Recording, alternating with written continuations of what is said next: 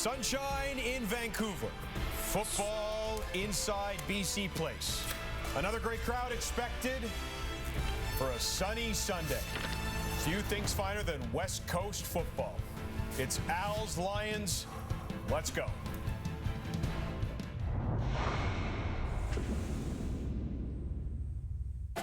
Austin Mack, touchdown Alouettes. It is Rhymes, touchdown BC. Big time players, time to wake up. Champions don't sleep. Step your game up, get your weight up. Trophies all we need. Big time players, really major. Only way to be. Step your game up, get your weight up. Hustle and repeat.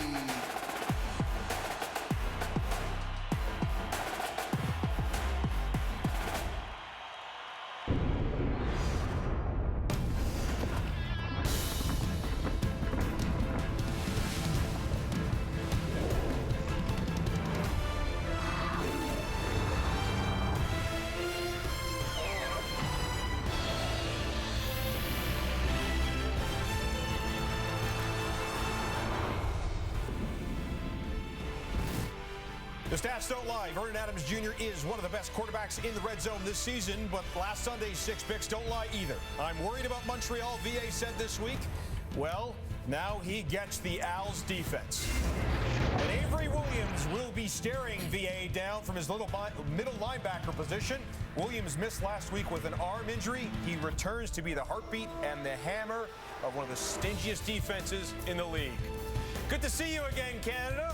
Matthew Shinetti alongside Paul Appolice, Matt Dunnigan, and Davis Sanchez. I'm getting to grips with how quick these opens are, guys. So quick fire right away. Yeah. Everyone's still talking about VA. We've got you guys for 90 seconds. I've got the former defensive back, the former head coach, and the quarterback. So, guys, each give me your thoughts on what Vernon Adams Jr. is thinking and feeling right now. Well, he should be thinking about the Als, and I know he is. And he's long forgot about the interceptions that happened last week. He said he's flushed it. Those things will always be with him over the course of his career, folks. But you have to delete it. You have to etch a sketch that out of your brain, and you got to get on. And why not get on with it? Because his receiving core is all intact against the Alouettes. And as a quarterback, I'm really excited about going out there and delivering the mail. And he's got to just pull the trigger, trust his eyes, and not think about last week. Just get the job done tonight. Yeah, you know, when I went back and watched every interception, and 3 are bad decisions, right? When you look at the plays, I didn't really think they were very good decisions. 2 were poor locations, right? And 1 I didn't put a grade on because I don't really know what they're doing system-wise, right? But that's okay. Like, here, the 2 poor locations, every quarterback in the CFL throws poor locations. Get over it, right? The 3 bad decisions, learn from them, move on. I love what you said, Matty. Trust your eyes. If you can't see the pictures, pull the ball down and run or go. And the best thing he's got to do is make sure he doesn't bring any shaving cream into the huddle. After one play, go to the next one. Shaving cream, I'm substituting a swear word for, okay? Wow. If you think there's any, turnover or if there's any residue from last week, then if you're a defense, you really want to give them something to look at pre-snap. That's what I would do. Lots of movement pre-snap, lots to look at pre-snap, and then also keep everything in front of you. If you're Noah Thorpe, he's usually pretty aggressive. Yeah. Maybe Noah Thorpe plays a little more zone, sits back, keep everything in front, and make Vernon make those tough throws and see if he's through with last week. Yeah.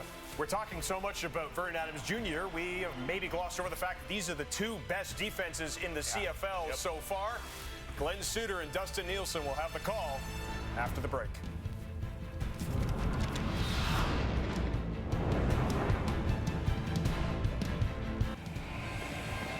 Week 5 on the CFL Scad set to wrap up at BC Place on a beautiful Sunday afternoon on the West Coast. The Alouettes and Lions both looking to bounce back from their first losses of the season. Montreal held to just 3 points in a home defeat against the Winnipeg Blue Bombers. The BC Lions getting a little bit of a wake-up call at the hands of the defending Grey Cup champs.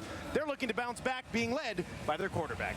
Yeah, when you go into the week's games, Vernon Adams led all quarterbacks in passing yards and all quarterbacks in rushing from that position.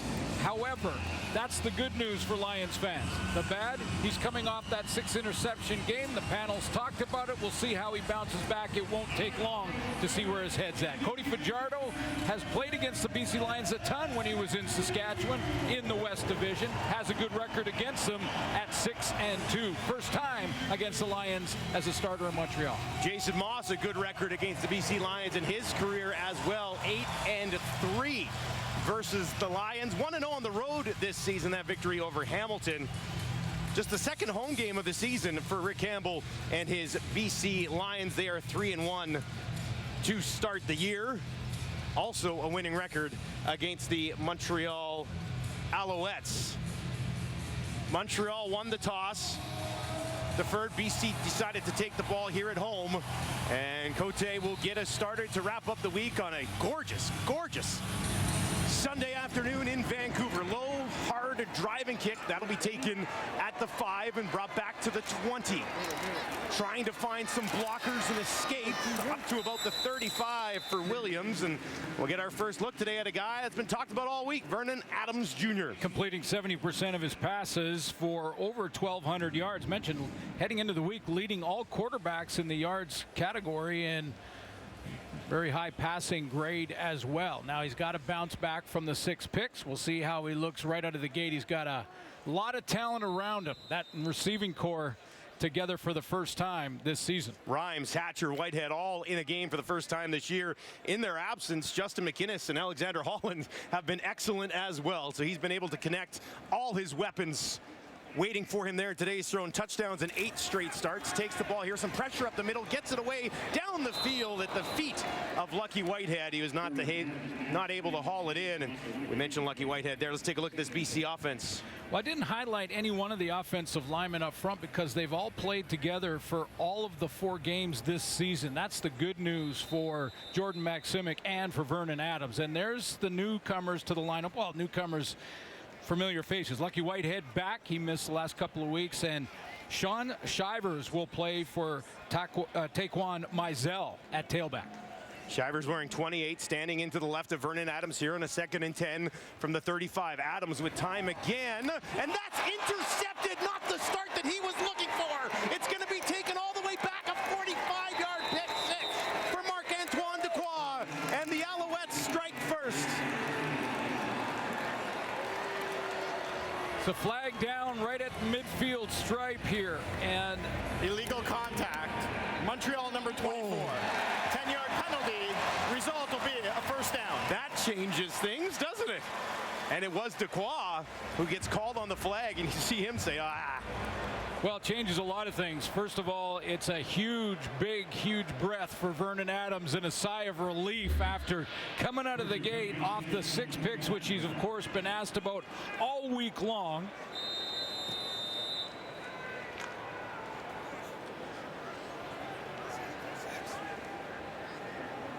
Boy, that wasn't much from Dequoy. Was contact. Very little. Can't challenge it now. Now they'll get it into the hands of Shivers. And he goes to the far side of the field, picks up about 3 or 4 yards on the play. Let's go back and take another look, because that was minimal contact. Now, you can't disrupt or reroute a receiver past 5 yards. That's a new rule as of a couple of years ago. Here, he's right over here to the right of your screen. And it's going to be Dominic Rhymes running a little curl here. He gives him a little push. Boy, that's minimal. Take a play like that off the board. 2nd and 6 for Adams. Far side, and that one hauled in. Excellent job by Hatcher. Pretty good coverage on the play, but Keon Hatcher, who had 8 catches in his return to the lineup last week, gets 10 yards here. That's a big throw for Vernon Adams. After the pick that was taken back, he's got a second chance in this game to just flush that one now, but this is going to help. I mean, this is a deep out with coverage around him. Put it there. Guns one in, and that is held on to by Cotoy. Caught all 12 passes thrown his direction this season.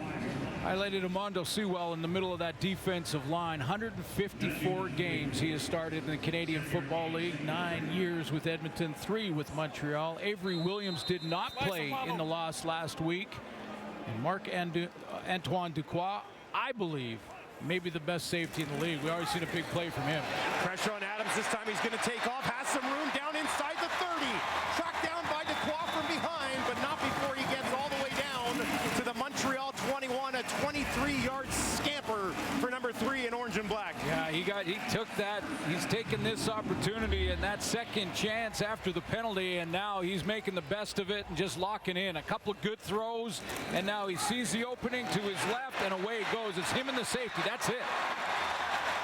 Ducroix saves, catches him from behind. 1st and 10 from the Montreal 22 for the BC Lions. Adams near side. That will be complete. Barreling ahead and eventually pushed out of bounds. Second catch of this drive for Javon Cotoy. You get the feeling that there's not many DBs that really want to tackle Javon Cotoy.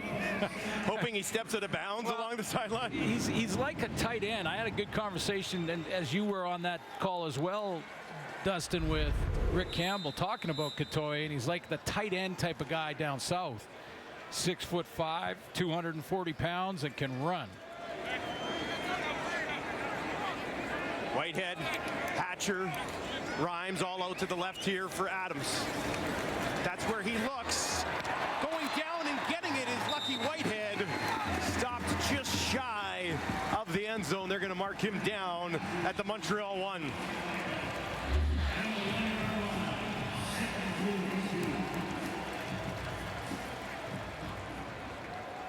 Just checking to see if he did get his hands underneath. Looked like he did. Vernon Adams pushing ahead. Good stop by Montreal. They bust right through the line with an early denial in this football game. Stoffa Johnson right in the middle, right playing right beside Armando Sewell, and he just shoots through the gap. It looked like between guard and center. And Vernon Adams didn't get a chance to even get any momentum forward. Pushed him back a half yard.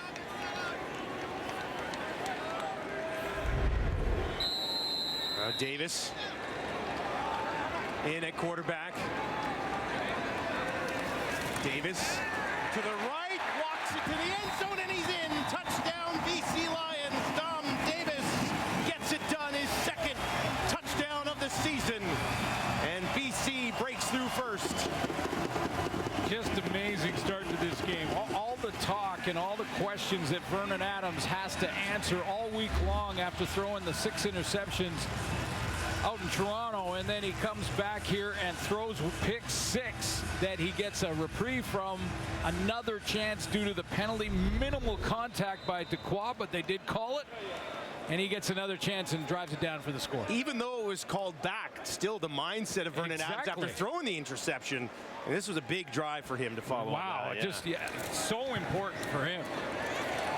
Sean White tacks on one more, and the BC Lions avoid an early disaster. Regroup, march the field, and finished off right here by Dom Davis. Lions on top, 7-0.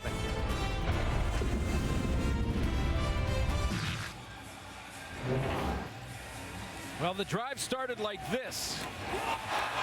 And you wondered, could Vernon Adams come back from that mentally after what happened last week? But he got the reprieve because of the penalty call. Then he got on a roll, a couple of good throws, gave him some confidence, a nice run, scrambling out of the pocket. Cotoy down to inside the red zone. Whitehead to the 1-yard line. And Don Davis finishes it off. 28th career touchdown for Dom Davis. And now Flintoff boots this away. That'll be taken by Worthy at the 15. Worthy waiting, trying to find a little bit of space. Tracked down from behind. But a 25-yard return takes Montreal out to the 40 for Cody Fajardo. Cody Fajardo sitting at 69.4% completion percentage, 2 touchdowns, both in the Hamilton game. Started the season with 2 wins, one against Ottawa, one against Hamilton, and then the first loss, as you mentioned off the top, Dustin, was against Winnipeg. Defense still only allowed 17 points in that game. They have not allowed over 17 points yet this season. Unfortunately, in that game against Winnipeg, they only scored the 3-a fourth quarter field goal. Now here's Fajardo. He'll hand it off, not a bad idea, and lowering the boom, moving that pack forward 9 yards for William Stanback. Well, look at their offensive line. They've got the veteran there to keep things together. He's played all 3 games in Christian Matt, and he's at 137 starts. They found a receiver. I think they found a star receiver out of Ohio State in Austin Mack. Deep threat for Cody Fajardo, who, by the way, with all the criticism about the deep ball last year, is first in the league heading into the week in 30-plus games. Majority of his throws going in the direction of Austin Mack and Keon Julian Grant. Now here's Fajardo, and he'll string that to the outside to pick up a first down against this BC starting defense. How about the tear Matthew Betts is on off the edge for the BC Lions. Leads the league with 7 sacks after 4 games. Just incredible start for Betts. They're going to move Quincy Mauger down to the linebacking core, essentially, and put Adrian Green, the 4th-round pick in 22, back at safety. He'll start there. We'll see how many plays he gets at safety. 1st and 10 for Montreal on their own 54. 3 options out to the right here for Fajardo. Comes on the left side to Mack, and he's wrapped up neatly. Nowhere to go there. Jalen Edwards-Cooper making the play. Yeah, good tackle by Jalen Edwards-Cooper, but you know, this is a play that sets up a play later. So Austin Mack runs this little hitch. He gets the DBs closing quickly, and Edwards-Cooper, good tackle. Yeah, BC wins that play basically, but watch for the pump and go with this guy. Couple of yards on that pass to Mack. 2nd and 8 now. 4 receivers wide side right for Fajardo. Goes to his running back. Stanback's got a first down, looking for more. Stanback eventually tripped up just inside the 35 as Lacombo forces him out of bounds. But a nice play call from the Alouettes. Well, they got him in man defense. So Lacombo at the linebacking core, number 20 right here. He's got Stanback out of the backfield, but he gets caught a little bit, and he holds that. He takes a little glance to the receiver coming in, and that freezes him so that Stanback can get outside leverage. 23-yard gain. Really nice play design against man defense. Montreal putting together a nice drive here down to the BC 31. Fajardo moving to his right. On the run, trying to look downfield, and eventually we'll just have to throw this away. We played against the Lions a ton. Eight games when he was starting quarterback with the Saskatchewan Roughriders. And Defensive holding, BC number 14. 10-yard penalty. Result will be a first down. Marcus Sales getting called on a defensive hold, so a first down here for the Alouettes. Work on, I believe it was the inside on Julian Grant here. Right at the end, there's a holding as he tries to break back to the middle right there at the top corner of your screen. That one I get. You like that one? That was a penalty. That looked like a penalty. That was definitely a penalty. Now they'll get it to Austin Mack. Mack down to the 10, 5 end zone. Is he in? They stop him just short. Wow. Looked like he was there. Well, it'll be reviewed. Anything around the goal line like this is automatically reviewed. He looks dangerous though, doesn't he? Yeah, absolutely. And again, the play design here is outstanding for, I love that. Well, his knee touched. Just before that ball broke the plane. I think the call was correct one. Gets touched there, knees down. Now, that was very close. They're going to review it. I think they're saying it was just on the 1-yard line. Cody Fajardo fantasy owners, though, are loving this. He's going to vulture a TD here if he can punch one in. 1st and goal for the 1. Fajardo crushes through. And Montreal is on the board. Both teams moving the ball extremely well here in the 1st quarter. Well, this is just a real nice play design. You know, you go back to that William Stanback play. That was a great one, and that one to Mack to get him down to this point where Fajardo just goes off the right side of that line. And you know who's on the right side? Christian Matt. Follow him through. Follow the veteran. Been doing it for over a decade. As your offensive coordinator and quarterback coach, Anthony Calvillo. Of course, recognized by all Montreal football fans. Cote locks this thing up at 7 apiece midway through the first quarter. Cody Fajardo's third rushing touchdown of the season in response to BC taking an early lead here in Vancouver.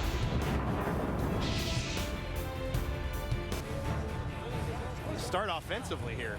Both of these teams putting together excellent drives. A lot of talk coming into this game was about how good both defenses have been so far this season. Every game a different journey, and we're seeing a good start by the offenses after Duquois' pick 6 taken off the board. This will be taken just outside the 15. Look at that effort. Mackey goes up and over. The first Alouette down the field picks up an extra 10 yards with a hurdle along the sidelines. Lindley thought he had him. Nope.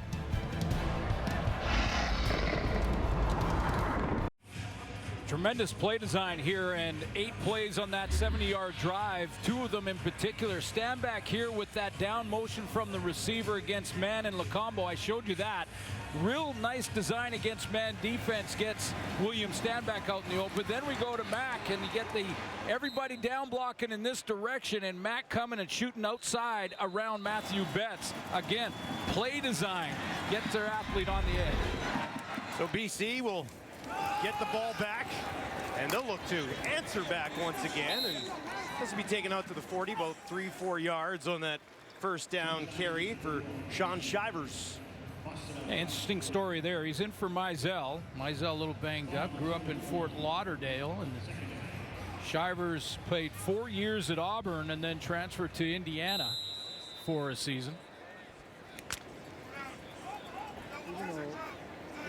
He's a little firecracker, yeah. 5'7", but a $190. 2nd and 6 here from the BC 41. Adams with pressure right in his face, trying to escape. He will not. Taken down at the 35 by a gang of Alouettes. 3 or 4 of them getting up and off of him there. Yeah, getting the linebackers involved here because they're going to go in one direction this way and then bring, I believe it was Beverett the opposite direction, and then he loops around and then gets right in the face of Vernon Adams.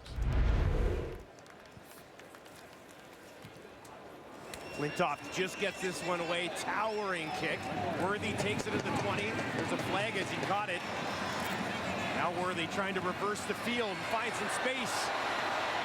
Chandler Worthy up to the 50, trying to get around Flintoff. Then Flintoff trips him up at midfield.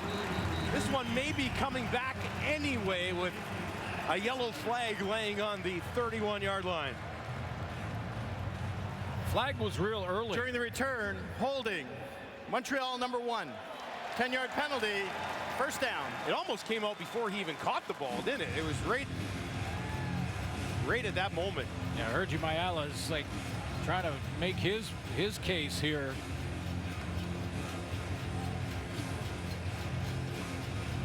I'll tell you what, if you're on the punt return team on any team in our league, with the returners and the quality of guys that are returning the football, don't take a penalty. Do not take a penalty in the kicking game. And also, I would like to make a plea to everybody to not throw these flags, because I love calling return touchdowns. It actually infuriates me when they bring one of these things back. Here's Fajardo now starting on his own 10. Gets it to Mack. Good job to hang on there. Sales was all over him the entire way. Back to the line of scrimmage and really no further. We talked about how Fajardo played against BC a ton when he's in Saskatchewan, of course, in the West Division. So you play 2 or 3 times against your division, and it's a nice 6-2 record against the Lions. But it has been a tough win here in Vancouver for the Montreal Alouettes as a team in general. Just 2 wins for Montreal here in BC since 2000. Fajardo has a completion, rumbling ahead and pushing their way over the 20 for a first down is James Tuck as he gets his fullback involved in the offense. Yeah, the last win for Montreal here in BC Place was 2015. It was August. Rakeem Cody was the starting quarterback in Montreal, and Ryan Phillips, who is now the defensive coordinator for the BC Lions, had a pick 6 in that game. And he's been the defensive coordinator for quite some time now for the BC Lions. Yes, he has. That's how long it's been. Fajardo gets this one away just in time. Julian Grant has it. Nice footwork. Finds the 30. And you know what? Great extra effort there, and that's going to be enough for a first down. Almost 11 yards on the play. Yeah, Julian Grant's looked good. I mean, this guy is, well, first of all, he's leading all Canadian receivers in the CFL. But, you know, I mean, forget about passports. This is just a great athlete making plays, and he's playing with tremendous confidence. Usually about that second year, third year is when it really clicks in for you. And Julian Grant is sitting at year 4 now with Montreal, all with the same team, and has a chance to really do a lot of damage against defenses this year. 13th overall pick back in 2019. Stanback trying to work that spin. Might have got himself a little bit of extra yardage, but well read by the BC Lions. Yeah, and there was a little bit of execution issues there for that in that offensive play, because it looked like Julian Grant, who was leading the charge there, looked back as if he was going to catch a pass, but Ryan Phillips, just shy of 50 interceptions in his career, had a pick 6. Now, Montreal won that game, so that's probably all he'll remember and tell you about. But this defense going into Toronto last week was allowing just 7 points a game in their first 3. 7 in the CFL. That's pretty impressive. 3-game run, that's pretty impressive. Fajardo in trouble. Look who it is. The great season continues as Matthew Betts gets home. That is 8 sacks in 5 games for Betts. He is on a tear, and this guy has got more tools in the toolbox every single snap, it seems. He's going to go with quickness off on it, and his get off. He uses his hands here to knock the hands down there of Callender, and good on the inside move for Betts. Number 8 on the season. What a year he is having. In 4.5 games, he's having a year. This kick is up. And it eventually comes down. 44-yard kick. Williams will bring it back to midfield. Couple of flags. And that's 2 different spots on the field. We see flags on that kick. Cody Fajardo, the 16th time he's been sacked this season. Betts gets home for an 8th time.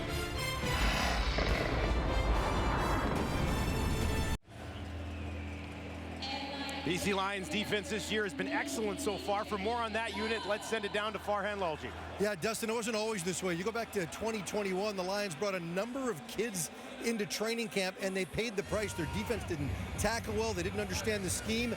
And now all those guys have come of age at the same time. And that's a rarity in this league, where you get some patience and a chance to build.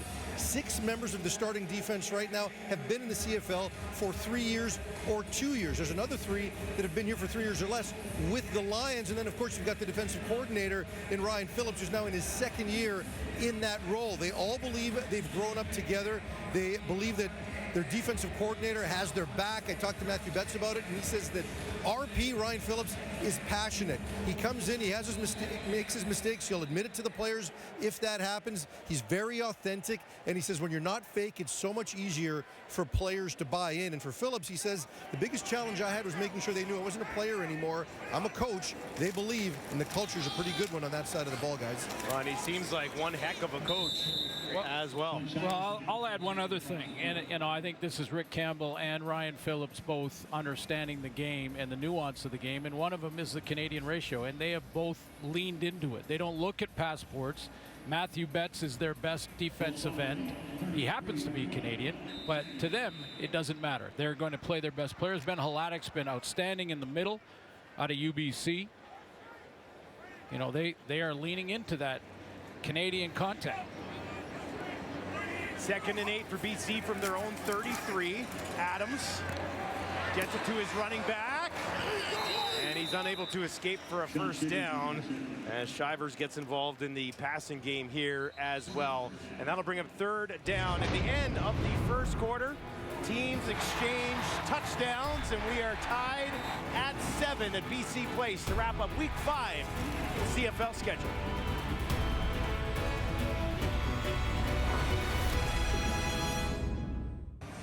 Welcome back to Vancouver, everyone. Thank you very much for joining us. BC Lions, Montreal Alouettes tied at 7, and really a pretty evenly matched first quarter, I thought.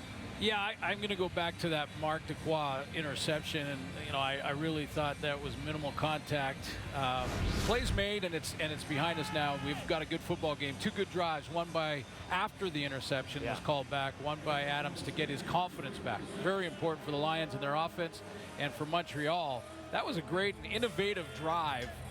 The play calling between Jason Moss, Anthony Calvillo, and Cody Fajardo for the touchdown.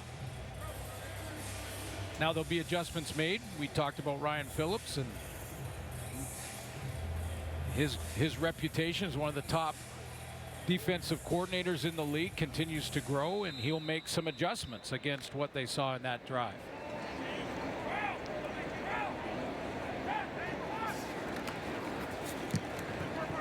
That is kicked away. Worthy slides over to his left, down to his knees, bounces back up, and takes it just shy of the 30 after a 51-yard kick.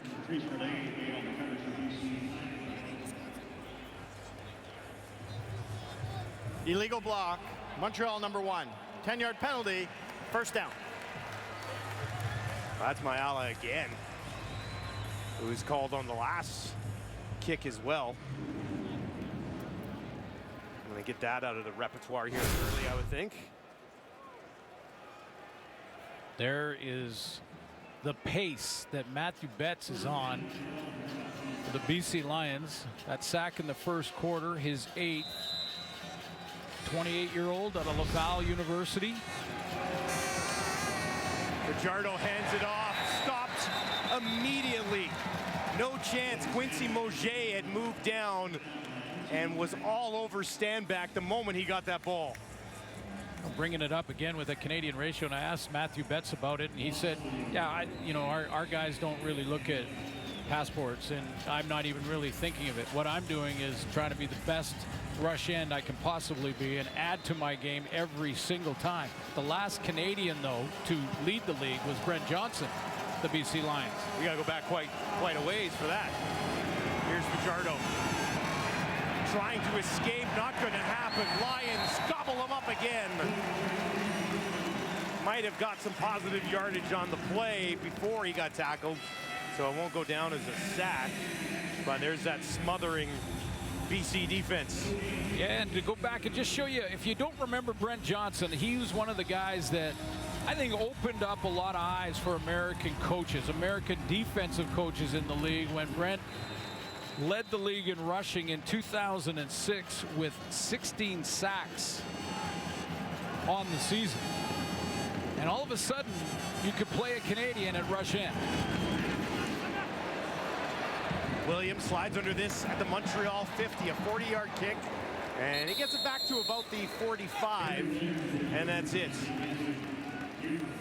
I'll give you a little glimpse of the great rush ends in the BC Lions history. And they've had some good ones. Quick Parker was one of them, and Brent Johnson getting it done back in 2006. I mentioned 16 sacks, and I think he was one of those guys, the game changers, like Darryl Hall and the tweener linebacker. That was not a position that American coaches felt that a Canadian could play. And then Brent Johnson came along, and they went, wait a minute, we can look at these guys. They can play. Lots to talk about. Betts has Edmonton fans probably turning it off. He was drafted 3rd overall there 2 years, and they moved on from him. And now he leads the league in sacks. There's a completion from Vernon Adams as he gets it to Keon Hatcher. Yeah, he threw him open there. Hatcher wanted to run the curl outside and then kind of fade toward the sideline, and the defender was behind him. Hatcher's that 3rd receiver on the trips formation. Watch him. He wants to curl out and slide to the outside there, and then watch him throw him open back into that inside shoulder. 14 yards to Hatcher. Now it'll be taken on the ground just inside the 25 by Shivers. Yeah, I mean, you know, a guy that, you know, when he gets the ball in his hands, he's going to be fine. He's a little guy, but again, BC Lions history, they've seen a few of those guys. John Henry White, Larry Key back in those days in the 80s, and prior to that in the 70s even. Small backs. The question you have with an undersized tailback is in pass protection. Adams. A ton of time, goes up high, and it's hauled in. Third catch of the game for Cotoy. Used all of his height on that one. All of his height and strength. It's a tight window, and Vernon Adams gets great protection so he can scan the field. He had his back out of the backfield early, but that got covered down, and that's just a big catch in traffic. 36 yards already in this game for Cotoy. For the closest we come to a tight end in the Canadian Football League, right there. He's been throwing the ball 14 times this year. He's caught every single one of them. Every single one of them. 14 for 14. Second trip to the red zone for BC tonight. Adams looks to his left, throws to the end zone. Hatcher, no! Got one hand on it. Could not haul it in. Deontay Ruffin in coverage. Because of the positioning of Ruffin, and it's good positioning, because this is a tough one on with Hatcher getting him basically stemmed to a straight up position. In other words, he can go either direction. He closes quickly, and Vernon Adams had to throw it outside, or that had a chance of being picked. Just a little too far for Hatcher. So another crack at it for the BC Lions. Alexander Hollins checks back into this ball game as well. He's been excellent so far this season. Three receivers, wide side left for VA. Adams, time in the pocket again. Lucky Whitehead has it. Going to be short of the end zone by a few yards, and that'll bring up a third down for the BC Lions. But you're knocking on the door here. And I was going to say, where is that front marker for the first down? Can they get a first down in a 1 yard gain and a new set on the 1 yard line? I believe they can. It looks like from here the first down marker is at the 2, so they can get to the 1 on a quarterback sneak or whatever they try here. Adams does line up in the shotgun. Shivers right in behind him. Vernon Adams on third down. Gives it to his running back, pushing ahead, and he's in. Touchdown BC! Welcome to the Canadian Football League, Sean Shivers.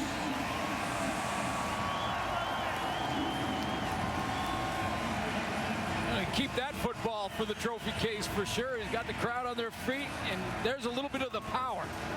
Not a big guy at 5'7", 186, but watch him drive these legs. He gets contact in about the 3 yard line and does the rest on his own, and that's a D lineman making that first contact. And there's a few guys that got hands on him, and he just lowered his shoulders and pushed on home. What a great way for him. Hanging on to that football, isn't he? That's not going anywhere. That's going right in the trophy case. Or maybe, you know, to a family member. Sean White puts home another single. 14-7, BC leads. Sean Shivers getting an opportunity to make his CFL debut today. And he powers that one home for his first Canadian Football League touchdown. Battle of generations, different age groups there, Suits. You looked right at me when you... I know.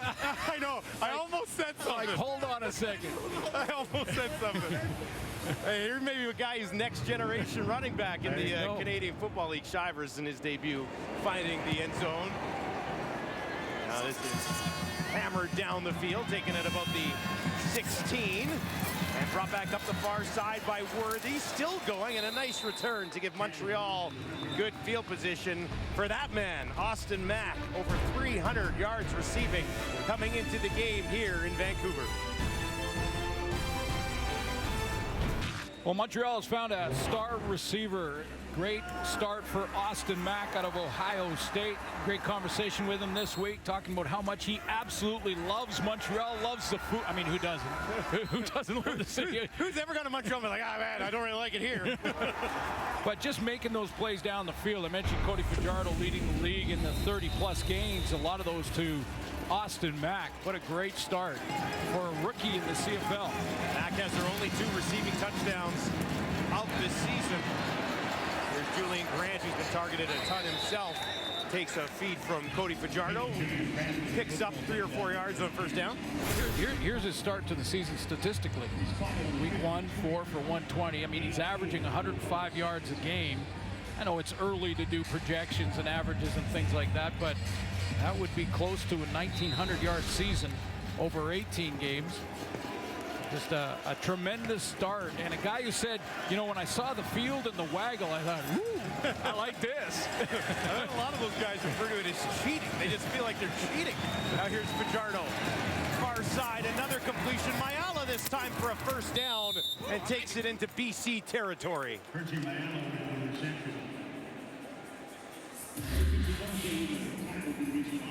This is the waggle right here. Waggle towards the line of scrimmage. Get the DBs off you. They're going to back up when you get that running start to the line. And Austin Mack said, I am enjoying that waggle. Took a while to get it down, get the timing down and the angles and things like that. But he said, pick that up in camp. Mayala showed him that's how you do it. Just the 4th catch of the season for Mayala. Now stand back, bumps into Fajardo, and BC hops all over it. Yeah, the quarterback expects to be hit. If he's playing in the game, he expects to be hit, but not like that, not from behind, not friendly fire. It looked like the eyes of William Stanback were on the defense, and he just didn't see his quarterback. Watch, he runs straight into the back, and Fajardo's going, what? How can somebody be hitting me from back there? 2nd and long for Fajardo. Gets it to Mack, but he's wrapped up and taken down by Lecombo before anything dangerous could happen. And that'll bring up 3rd down for the Alouettes. Good decision, though. I mean, you know, it's tough to convert 2nd and more than 10, 2nd and plus yards. So get yourself in field goal range, then take the field goal attempt here. And not force it downfield, maybe throw a pick. Be a 47-yard attempt for Cote, who's 6 of 7 on the year. His long is from 48. It's just shy of that, just inside the left hash to make it a 4-point ball game. That kick is up, and it is right down Main Street as Montreal tacks on 3 more and trailing the BC Lions 14-10. Cote, just 1 miss on the season. Makes no mistake here.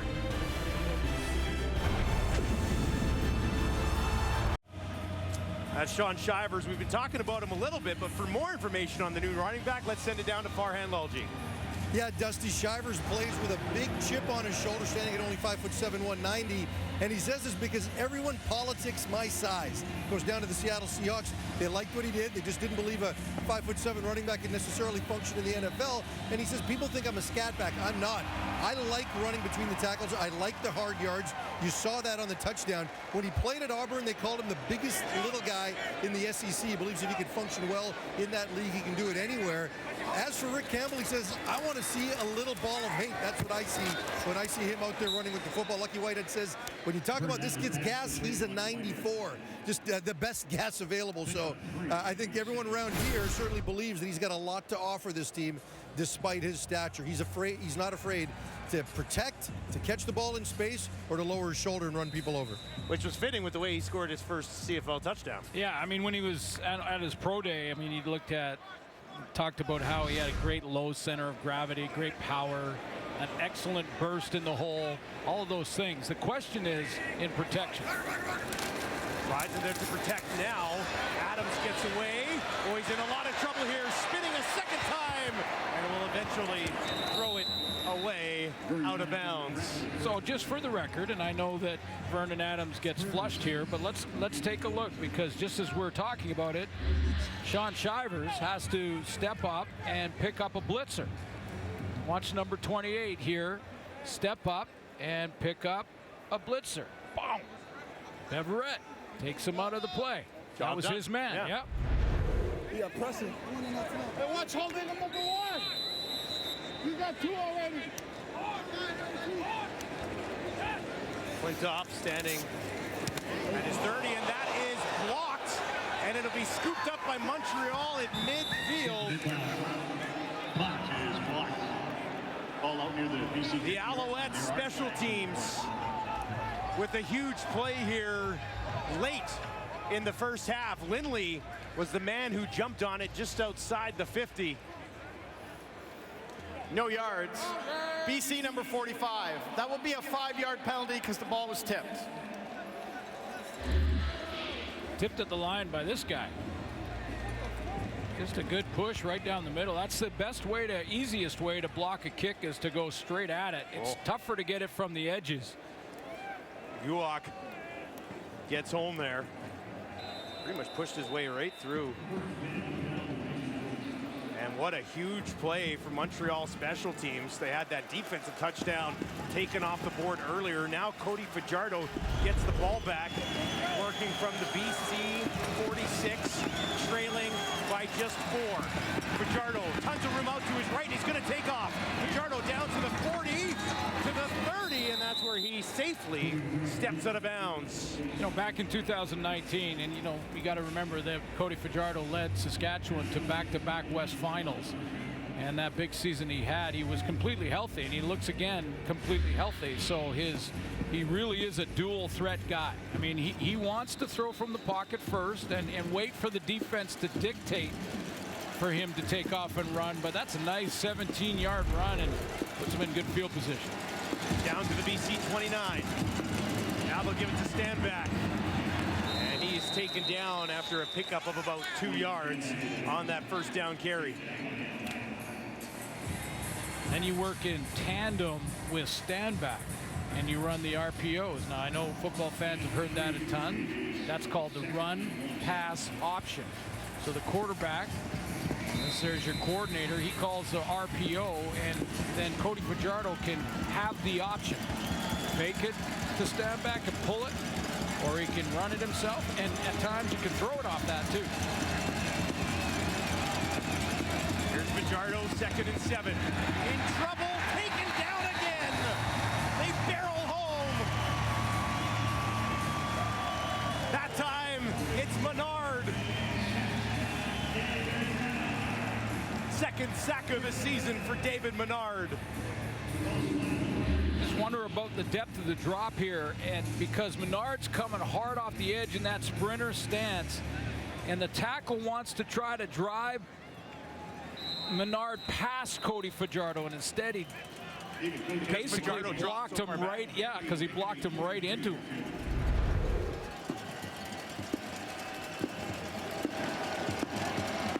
Cote back out here to make it a 1-point game, and that's blocked. What's happening? It's going to be picked up and brought back the other way. Galen Edwards Cooper down to the 20. See you later. He's gone 62 yards to the house, and a swing of momentum back to the BC Lions.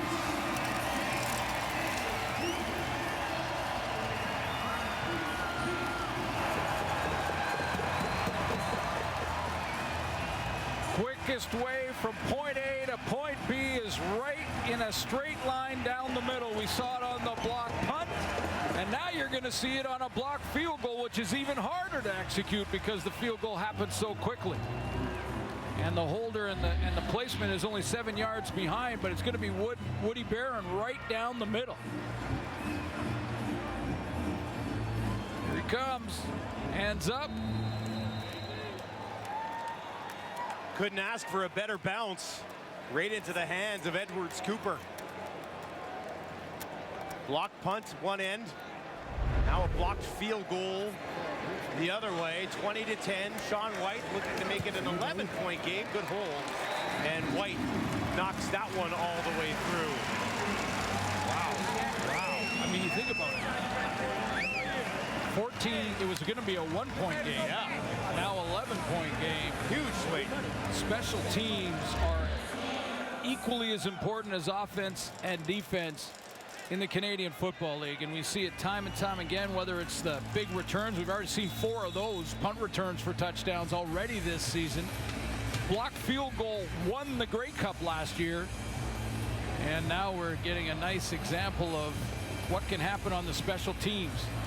First CFL touchdown for the cornerback, Jalen Edwards-Cooper. Is that a low driving kick? Because Barron wasn't right in front of him. He kind of had just got through the line, right? Yeah. He got his hands up, made the play.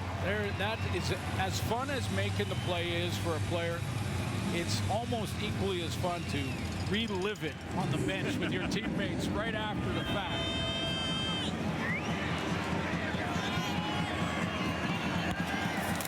On the return, this is Tyler Sneed, his first touch in the CFL, and far side of the field, just shy of the 30. It's been an excellent first half of football here in Vancouver. The BC Lions on a blocked field goal touchdown have a comfortable 21-10 lead. Yesterday we were talking about movies, Matt Dunnigan and I. So guys, what do we got? This is the new summer blockbuster. Okay. Oh! A matter of fact. Yes. Dunnigan and Shooter, they'll take justice all the way. That's right. Like to the goal line. That's right. Zach Tibbs. What's the movie called? Matter of Fact? They gotta come up with a better name. Julian Grant. And Julian Grant, nice speed on the far side of the field, and that's a first down, and still 2:45 left here in the half for Montreal to recoup some of these points. Oh yeah, plenty of time, and you know, offensively they've been playing well in this first half and gave up the block. That was a 10-point swing. So I'm not sure, like, for adjustments at halftime, Jason Moss has much to say to the offense. Well, maybe to the special teams. Cody Fajardo is 10 for 10 on the road against a pretty darn good BC Lions defense. 4 options to Fajardo's left here. That's where he's going to throw. That was read well. Julian Grant had to hang on, or Jalen Edwards-Cooper was thinking about tacking on another one. Okay, it's first half, and that's the second time now that Edwards-Cooper has closed this quickly. Do you smell what I'm cooking? Do you catch him at some point? Do you smell what I'm cooking here? Because one adjustment for Anthony Calvillo and Jason Moss could be he's closing very quickly on that hit screen. Let me fake one. 2nd and 16 for Fajardo. This 3-man rush dumps it off to Antwi. And Antwi dropped the ball and then picked it back up. Flag on the play on the far side of the field as well. Sure, what he was trying Did I see that properly? Or did I back out there for a second? I'm not sure what he was attempting there. I thought for a second the way he was going towards the line with the ball low like that, he might try to kick it, but that's what I thought he was setting up for. It looked like he was about to kick it. He tried to, but he missed it. Is he fumbling it to himself? Offside. Montreal number 85. That penalty is declined. Result of the play is a 3rd down. If he thought it looked like he was trying to sort of kick it to himself, or fumble it in front of him, and then think of it as a change of possession, and he's recovering a fumble, so he doesn't need to get the 15 yards they needed. No, I don't. I mean, somebody on Twitter will explain this to us right away. But I don't know. That's not sure what he was thinking there. Timmons going to kick this away, standing on his own 25.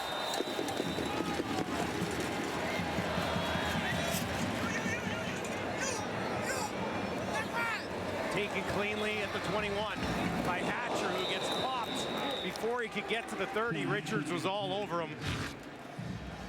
Well, I'm not sure they have to make many adjustments offensively, either of these teams, but on the special teams, they certainly do. There's a block punt, and to get these special teams coordinators a block field that turned into a 10-point swing and a touchdown for the Lions. So I'm sure the special teams units were going to be in the corners, and they're going to try and make some adjustments, make sure they have the protections, block first before you cover on field goal or punt, because there are some talented returners in this game.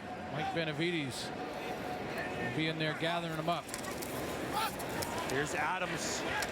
Wants to go down the field looking for Whitehead, and that is broken up by Dequoy. You say this is a huge possession here.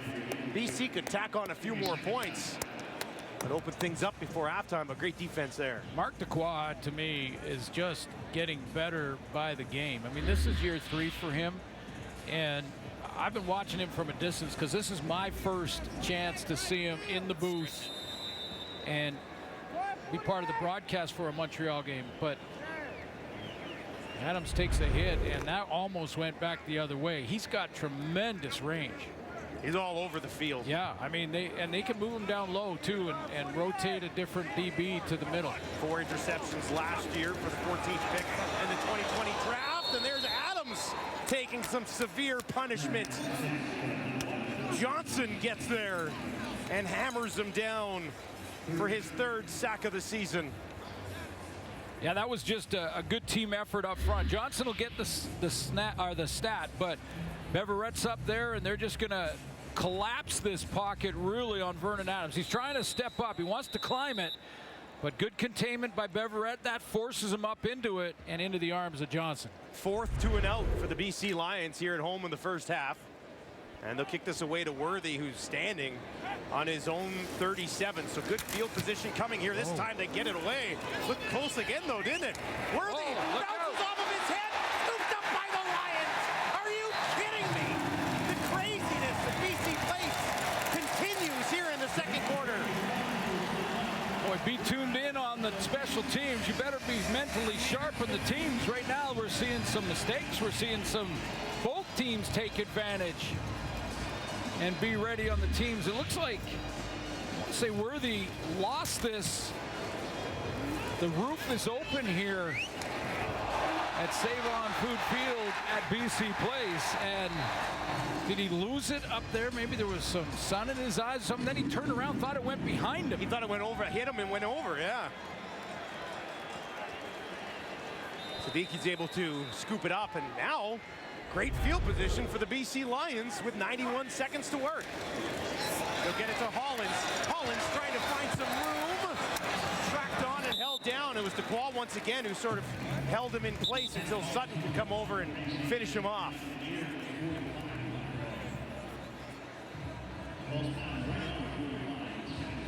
Hollins wasn't happy with something at the end of that play.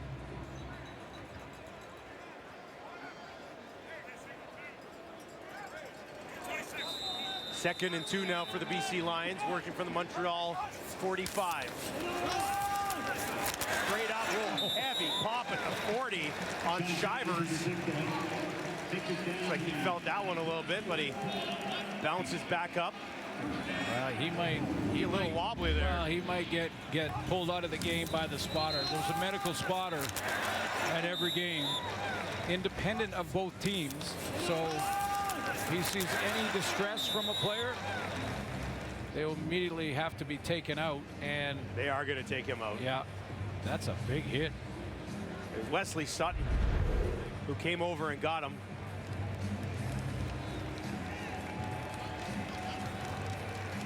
Gonna go through a complete evaluation there to make sure that passes all the protocol before they put him back on the field. Heavy blow, no doubt about it. Mackey will slide in there now to the right of Vernon Adams. 1st and 10 from the Alouettes 40 for the BC Lions, looking to extend their lead. And that one is gunned in there just in the right amount of time. Tight window, but Hatcher's able to hang on for his third catch of the ball game. I'm not surprised that the DBs for Montreal are trying to jump routes and take a shot at Adams, trying to get it in his head that he could have another night like last week in Toronto. Obviously, he's way past that now with almost a first half under his belt. 2nd and 5, Adams has that first down. Sort of nonchalantly fires it over to Lucky Whitehead, and they'll take that down inside the Montreal 25 with 54 on the clock. Ket had to do a double take. I know Lucky Whitehead's only played a couple of games, but I had to do a double take that he has not had a reception over 30 yards yet. That's very unlucky Whiteheadish, isn't it? Adams tried to go back to him there. That was behind him. Like he got his left hand on it, but couldn't haul it in. No targets in this game yet for Rhymes, who has 5 touchdowns on the season. This is his zone right here. This is where you look to the big guy. There he is, right in the middle of your screen. He's got 17 touchdowns in 29 games with the Lions. And leads all receivers in the league with 5 after 4 games. Can he make it 6 here? 2nd and 10. Whitehead will swoop back over. Far side right for Adams. Adams looks right back to Whitehead again. And that'll bring up 3rd and short. Be about 3 yards, actually. So looks like they'll bring out Sean White for a field goal attempt. Give themselves a 14-point lead. Well, that's in some ways that's a win for the Montreal defense to hold BC to just the 3-point attempt after the fumble and the instant field position with lots of time for Vernon Adams to try and go and put a major on the board and kind of really separate before the half. Can build on that stop defensively. White 10 of 11 on the season. This one from 21 yards, right hash. And he knocks it home. If it was ever in doubt, White takes care of it. Lots to discuss from this football game coming up at halftime with that crew. Shinetti back in the big chair. I don't know if Coach coached special teams ever in his career, but he can pretend he did today. Pretend he didn't, and I'm sure Davis Sanchez covered some kicks. He would have played. Yeah, he would have played some specials. That's the story, though, right? Our quarterback, he could have. Our quarterback could have covered kicks. Absolutely. Special teams definitely emerging here as an intriguing storyline heading into halftime. So make sure you don't go anywhere. I want them to talk about that Simba Cam here earlier on. The Simba Cam in BC, and they hold their children up with the Lion King music. Every time we're here, it happens. I'm like, oh, they're doing the Simba Cam. I want all the teams to do it. Here's Fajardo. 1st and 10 for the Montreal 40. Fajardo, far side. It's got enough. And he gets it to Austin Mack. Mack's 5th catch of the game. He's been targeted 5 times, and he's caught them all. Well, if he's efficient, he might get into field goal range here. Going to get up on the line of scrimmage. He's calling the play. Cody Fajardo from the line. Clock starts on the whistled in. Fajardo, it's Betts again. Flag on the far side of the field as they wrapped him up. Tehema and Betts were both there. I think Betts would have been first. Offside. BC number 90. 5-yard penalty, remains first down. I asked Matthew about his get off, and he said I said to him, sometimes it looks like you're almost offside, and the great rush ends will make you feel like that. Like almost every play, they're so quick off the line that you think, was he offside? That was very close. So 1st and 5 from the BC 51. Fajardo quickly, and that'll be caught and taken down just inside the 45. Heady play from Austin Mack. Absolutely. He knew exactly what he had to do. He knew the time. He knew he was in field goal range. He just had to make the catch and then get to the ground immediately, because as you can see, if he takes even one more second, That's it, and they don't get the chance for the 3. That was heads-up play by Austin Mack. Cody Fajardo, 13 for 13 for 108 yards in the first half. On the road. 23 yards rushing as well. Now here's Cote, 51-yarder. That is up, and he's got enough. Knocks it through.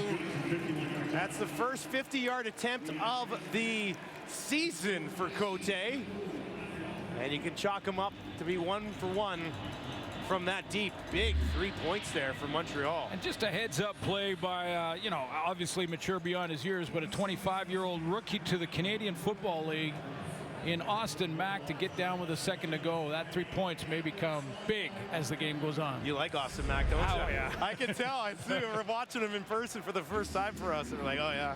Yeah, oh, he's keeper. They got something there. Jalen Edwards-Cooper had a touchdown earlier in this half. He's with our Farhan Lalji. Jalen, let's start with the performance of the defense. I know that you guys wanted to make a statement after what happened last week. You've managed to take away anything downfield and limit their run game. You happy with the way the D's playing? Of course, I'm happy with the way the D's playing. This is what we're prepared for. This is how we come out in practice, and we expect to play like this every day. So this is what we expect to do. Expect to come out and stop them and cut them out to the short routes and just give them anything that they can have. Like, they can't have nothing deep, only short routes. That's what we give them. Take me through the touchdown, landed right in your lap. Right? Yeah, it was like the kickoff return, punt return, I'd say. I seen the ball, I couldn't, I was just happy that it was there. I'm like, okay, gotta go. And that's what it was. Just go put some points on the board for my team. All right, thanks for this. Good luck in the second half. Yes, sir. All right, let's send it to the panel now. Here's Matthew Shinetti. Well, Farhan, we were going to talk about initially how efficient Cody Fajardo and VA have been, but alongside Paul Lapolice, Matt Dunnigan, and Davis Sanchez, got a little crazy there towards the end with the special teams. And Lapo, I know you wanted to talk about how penalties can affect field position, but when you're taking a look at what Jalen Edwards-Cooper, when it fell into his hands, and how everything's been affected by special teams, what are you seeing? Yeah, you guys heard me. I was going to do special teams with 2 minutes in. We didn't think it would be this difference, but, the first thing that happens is when you're on returns like this, Chandler Worthy has, a really good return here, 36-yard return, and then when you get the penalty, you lose all that yardage plus the yardage on the penalty. Herjay Mayala had the penalty here. Now, obviously, this is a huge punt. Woody Barron with the block punt. Jalen Edwards-Cooper, as he just said, I got to go. So he goes and gets the touchdown, right? That's, obviously a huge play, all right? And then, obviously, again, Worthy fumbles on this punt return here, and Amar Sadiki does a great job. They were recovering that. There's also another penalty that backed them up earlier, guys. The BC Lions go out, 2 and out, give a short field, and then touchdown right after that. So, great job, special teams. Look, I want to talk about Matthew Betts and what he's done, what a pickup he's been. I think when you see Matthew Betts, he doesn't impress you with his when you see him walk off the bus. He's not a walk off the bus guy. And so the scouting report often for Matthew Betts is he's got a great motor. That's a lazy scouting report because he's much more than that. When I watched his film coming out, I said he's the best. Look at this right here. He's on pace right now for 32 sacks. He's probably not going to get 32. He might, but that's on pace for. How about those names with him? But when I saw his film coming out, I said that's the best defensive film of anyone I've ever seen coming into the CFL draft. That's how good he was. He's explosive. He's got crazy bend. He was jumping over cut blocks, getting to the quarterback, doing things. If you have a chance, pull up his highlight film. Matthew Betts is not just a guy with a motor. He's a special athlete. Lions were lucky to get him. Yeah, and Davis, I can say that we got a lot of those special athletes on the defensive line, just in particular. That position alone across the league. I highlighted Willie Jefferson a couple days ago. You highlighted Matthew Betts. Because, folks, you just don't have to watch the football. You can watch the interior defensive line play and enjoy a football game. And, absolutely. Hey, it started, it was like when we saw this play at the beginning of the game, switching gears to VA, we're like, oh, no, here we go. Come on. Yeah. No way is this happening. Well, illegal contact on a receiver. Maybe. And he and he settles down. And he settled down quite nicely. Dequoy in there for a pick, right, or a nice play on a tightly contested ball. And VA used his legs for 22 yards rushing in that half. And look, it's not all about VA, but what happened at the beginning of the week? And 6 interceptions last week for this kid, and how he handled himself, and then he got a little perturbed by questions from the media. I like how he settled down. But let me really quickly. Cody Fajardo in this football game is quietly perfect, 100%. A lot of short passes underneath, but he's getting the job done in that last play there to get a field goal. Super second half. Yeah, 13 of 13 for Fajardo. That's good. 12 of 17 for VA. The quarterbacks are doing their job so far. We will talk about Ottawa's quarterback situation after the break. Davis to the right, to the end zone, and he's in. Touchdown, BC Lions. First and goal for the one. Fajardo flushed through. And Montreal is on the board. Touchdown, BC. Welcome to the Canadian Football League. Sean Schuyler. Up by Davis. That's blocked. What's happening? It's going to be picked up and brought back the other way. He's gone 62 yards to the house.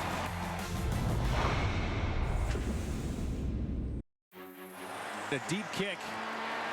Oh, baby. This one will bounce all the way into the end zone. It was a bonehead play by me. My goodness! What just happened? The Elks allow the single and the Riders go up 12-11.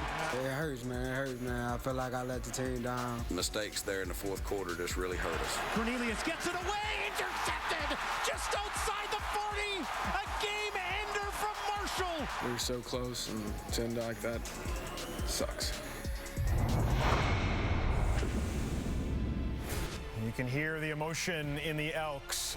20th straight home loss would be on them if the Ticats travel to Commonwealth and beat them on Thursday night football. Week 6, though, will wrap up with the first doubleheader of the season. Blue Bombers go to Ottawa. The Stampeders face the Rough Riders. Alongside Paul LaPolice. Now, Farrell Longy today did coach what I would be doing when it comes to the Jeremiah Masoli situation. He's talking to everyone inside the organization, trying to get a feel for not only what the Red Blacks are going to do going forward, but the emotions of it. But you were in this situation with Jeremiah last year. What's going on in the organization, really? Yeah, I think a lot of people think there's this huge meeting going on with the president, the VPs, all the football operations people. No, what's going on right now is the special teams players and the coaches are working on their special teams, what they can do to get better. The personnel guys are doing their job, what they can do.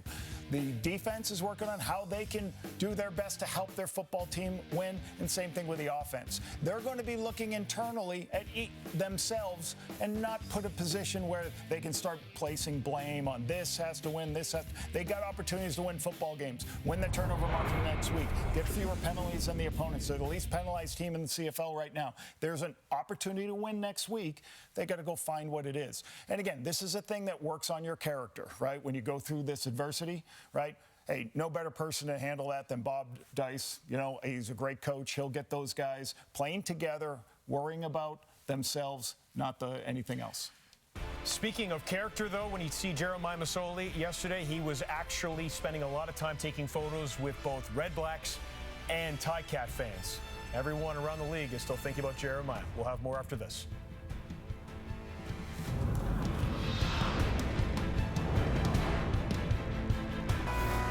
As we mentioned it during halftime, both VA and Cody Fajardo so far passing efficiently, but what are you seeing? Yeah, special teams is a big part of the first half. I think Vernon Adams has been efficient. I expect him to play with some of these toys. He's got his 5 wide. Let's see if he spreads the ball around a bit in the second half. There are game breakers on either team. Sure, the special teams have been the story so far, but you feel like there's a big play waiting in the second half.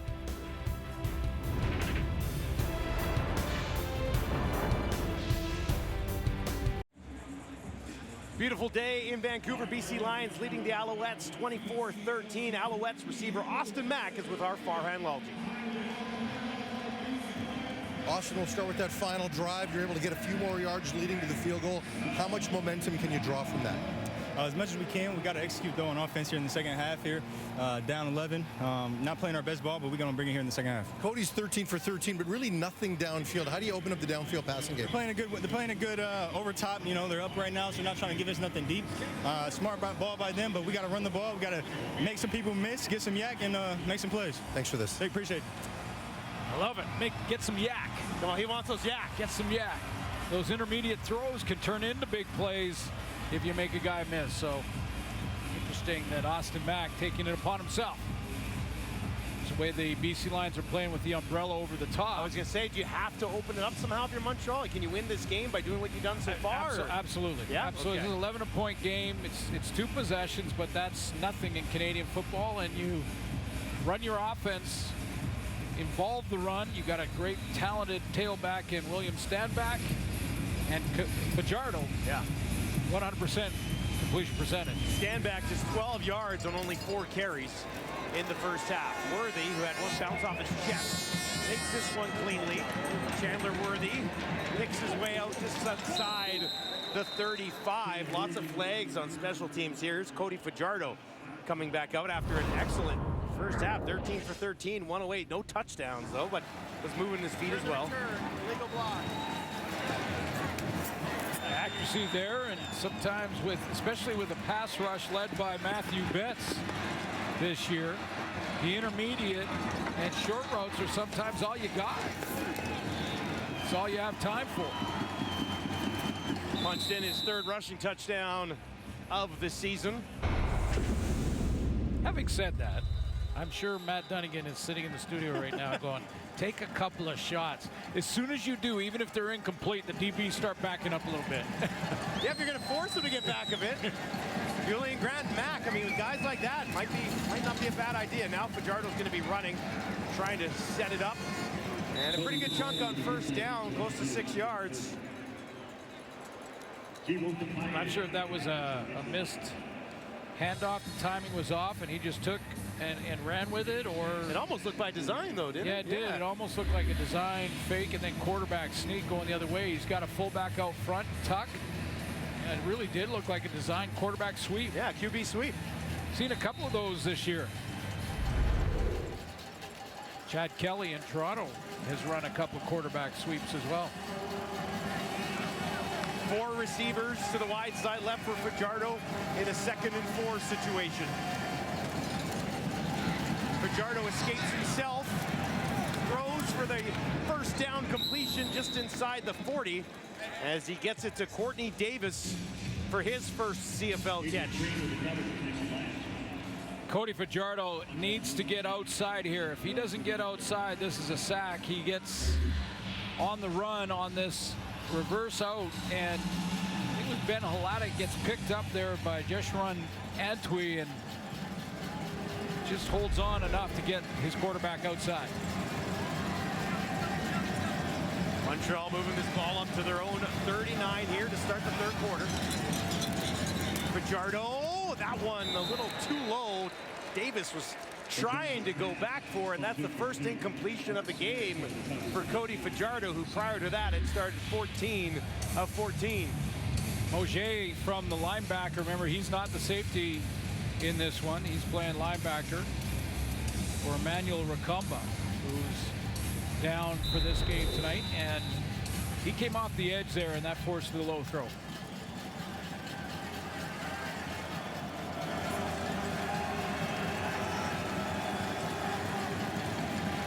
Second and 10 for Fajardo. Sneed will swoop back over into the slot to the left of his quarterback. Flags here. Looks like some receivers had moved early. Fajardo under pressure and taken down by Woody Barron.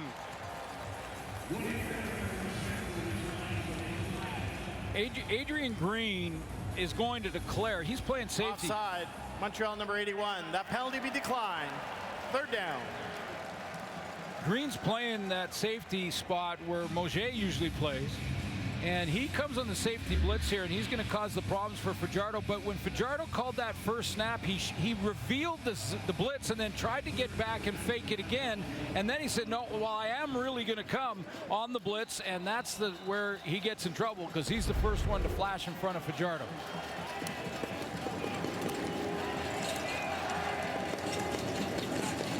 Lima stands on his own 11. His punt wobbles down to Williams at the 50. Williams cannot emerge from a pack of Alouettes, and he'll be wrapped up. But excellent field position for that man, Vernon Adams Jr. He'll get the ball for the BC Lions with a lead here in the 3rd quarter. 12 of 17 for 113 yards in the first half for VA.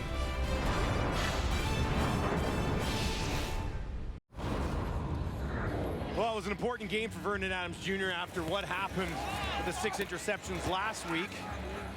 Yeah, and it was an interesting journey in the first half for him because he, in the first series, threw a pick 6 to Mark Dequoy that was taken off the board, not challenged by Jason Moss. He would have had to have challenged it and didn't.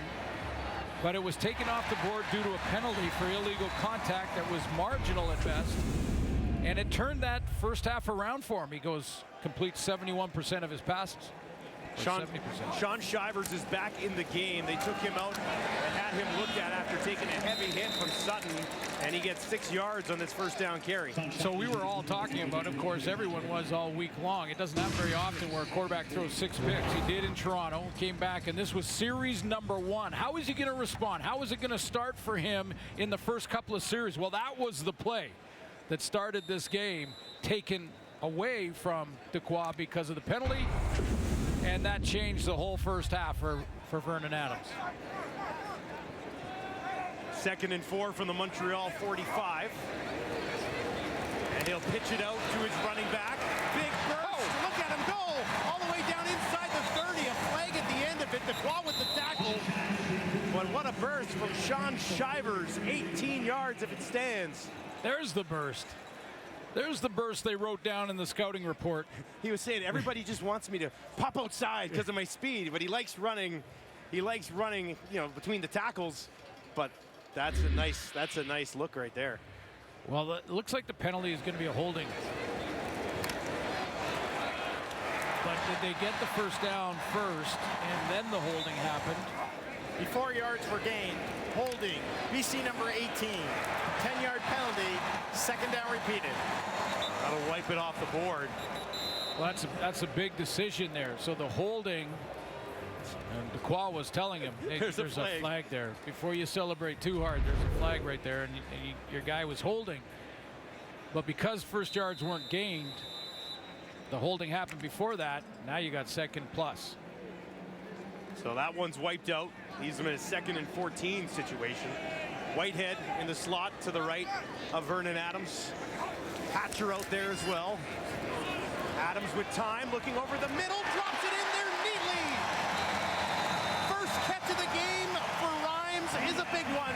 25 yards down the middle. So smooth. Just running this route so smooth, and Vernon Adams just hits him in stride. He's got a guy in his face, and that's accuracy at its best from VA. I mean, big play VA. Watch how smooth Rhymes is on this route. Just like butter, man. He can just slide right through that seam like a hot knife. Rhymes, Hollins, Hatcher, Whitehead all out to the right here for Vernon Adams. Shivers flares out to the left. Adams is going to run to the left. Now he's going to throw. Touchdown! Dropped it in there for Javon Catoy, and the big fella hauls it in. BC strikes again.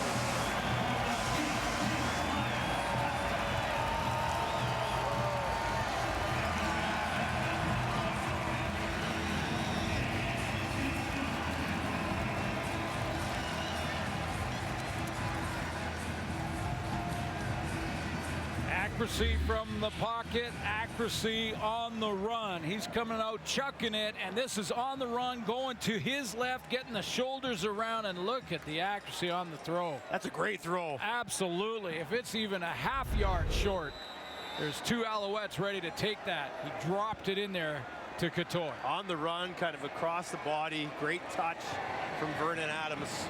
His first touchdown pass of the day. Sean White for one more, and BC is on top, 31-13. Javon Catoy, 4 catches today. This one, his first touchdown of the season. Big game for Javon Catoy. Welcome back to Vancouver. There's the guy we were talking about earlier, Javon Catoy, who is as close as a tight end as we get in the Canadian Football League, and he's out at wide out running a corner route here.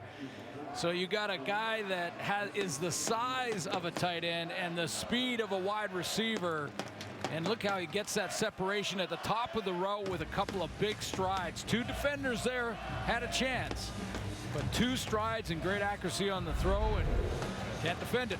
Well, that'll get your confidence going if you're Vernon Adams as well. Great play like that, ends up in the end zone. And now Montreal's got to put together some offensive drives here before it gets too out of hand. Still a lot of time in this football game, but they are trailing 31-13. Sneed, far side of the field, ran into his man and is taken down just shy of the 30. There's another flag here. If this is against Montreal, it feels like Montreal takes a penalty almost on every single During the return. Illegal block. Montreal number 20. 10-yard penalty. First down. That's got to be 4 or 5 of those in this football game. I agree. I agree. And I guarantee you they talked about it. I guarantee Jason Moss talked about it at halftime. Got his special team units together and said, guys, it's killing us in field position. You're on the road.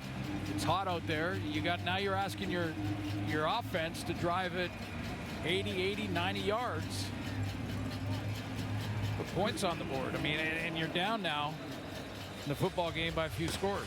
What do you think of Stanback? 4 carries for just 12 yards. They haven't even really gone to him. Well, it gets, as the clock runs down, you get, more into passing mode every time, but still time to get him involved now. Fajardo to his right, takes the shorter option. It's Mack, and he's got a first down for Montreal. 7th catch of the game for Mack. But you make a good point, with William Stanback, and I go back and look at the first 3 games for Montreal, and he's averaging below 10 carries per game. Yeah. And again, if you were going into the season here, and you said rank the running backs, Oliveira would be up there. Kadeem Carey would be up there, but William Stanback may top your list. I mean, that's a subjective list, obviously, but I think when you have a talented player like that, easy to be up here questioning, play calling, but it's a talented player, hasn't touched it much. Fajardo to his right, looking for some sunlight, not going to happen. Betts wrapped him up, pushed him out of bounds, and Stanback gets in Betts' face, and a flag flies along the sideline, and I believe that'll be Stanback.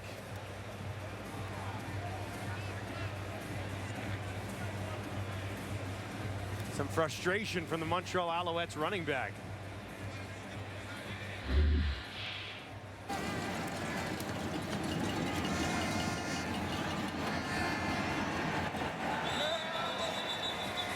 He didn't like the extra push. He put a little extra push from Betts after Fajardo was out of bounds. Betts gave Fajardo a little extra push, and having said that, that doesn't matter, really. You just can't do it, because it's always the retaliation. The officials in the discussion here. And then maybe they'll take a look at it and give both of them. Say both of them get one? You make a case. I mean, both extra pushes were clearly out of the field of play.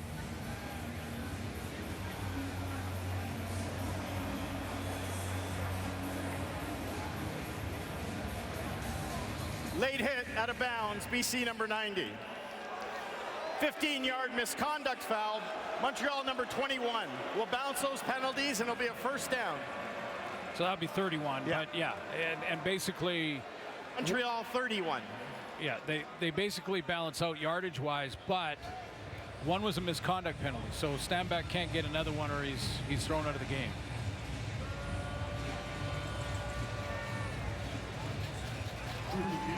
So as we discussed, Betts and Stanback both penalized. And now it'll be first down from the Montreal 22, or will it? The officials are coming together for another discussion about the placement of this ball, I believe.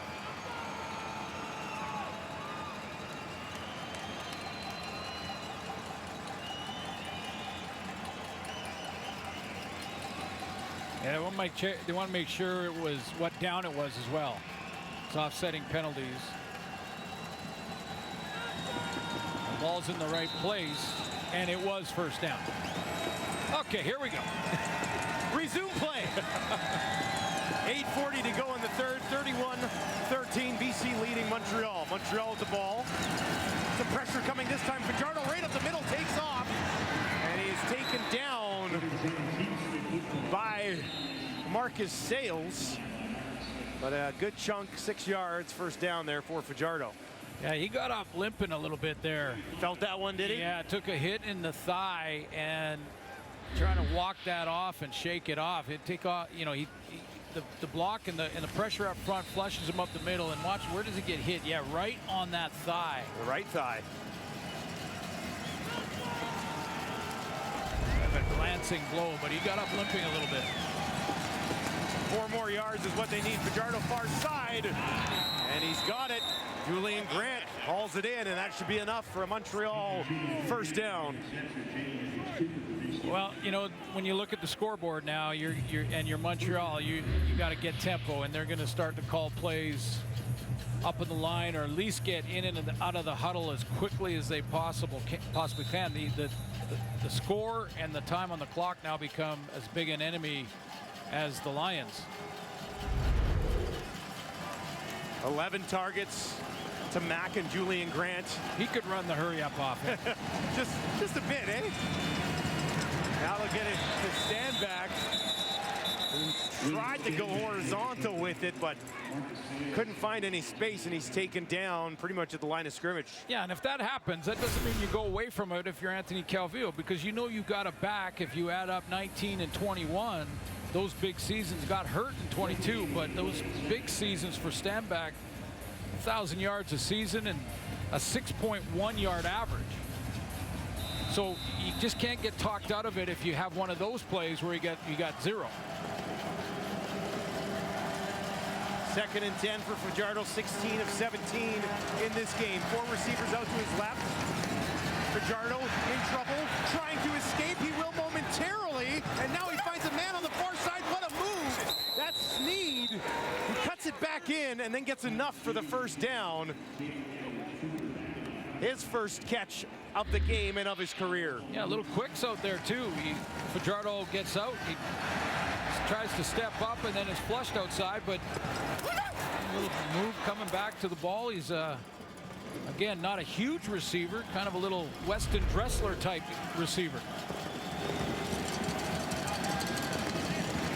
Fajardo quickly this time. Ooh, heavy blow as the ball arrives. I don't think that was ever caught. Mack got popped. Couldn't hang on.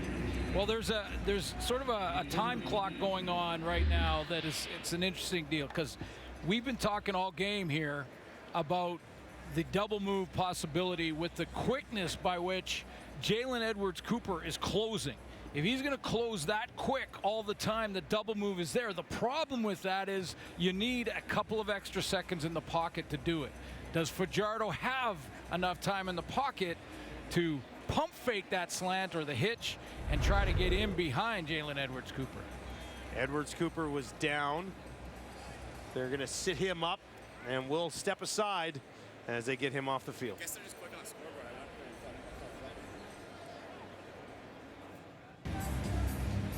Jalen Edwards-Cooper out of the game.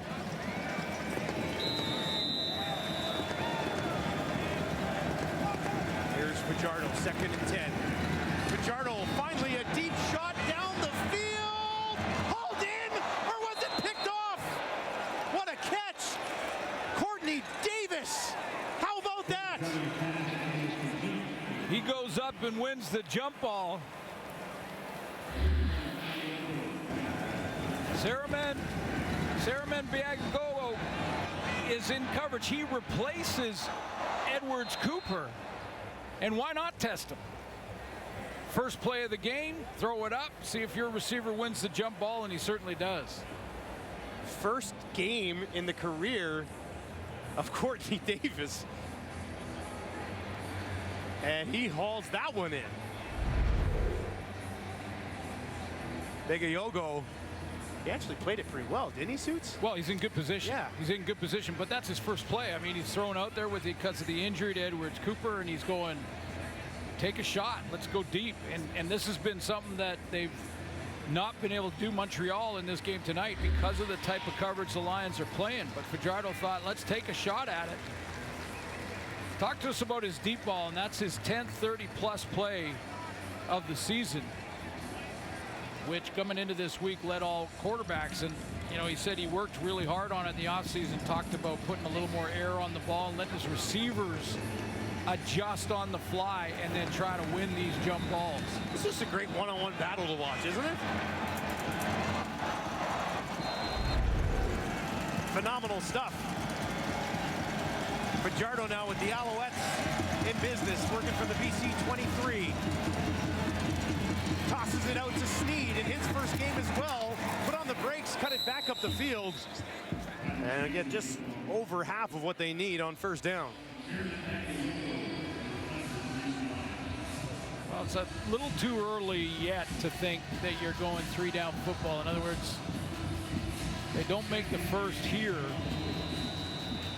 Probably take the field goal still. Got lots of time. You got a quarter to play. Yeah, you're right. You got a full quarter to play. You can score. Hey, you can score 3 times in the final 3 minutes. 10th play of this drive, 2nd and 4 for Fajardo. Pressure from the Lions. Picks it up, gets it away, gets it to Mack, who drags the man with him all the way down, just shy of the 5. A 12-yard pickup, 8th catch of the game for Austin Mack. Well, let's look. Take a nice look at the rookie phenom inside position here, and he still wins it inside to get inside leverage. Just committing to that slant route and being there right when he needs to be. Going right back at Bagayogo. And now they'll work 1st and goal from the BC 5. Stand back, no touchdowns this season. Stands in to the left of his quarterback, Cody Fajardo. Fajardo with pressure coming again on the run. Throws it towards the end zone and safely out of bounds.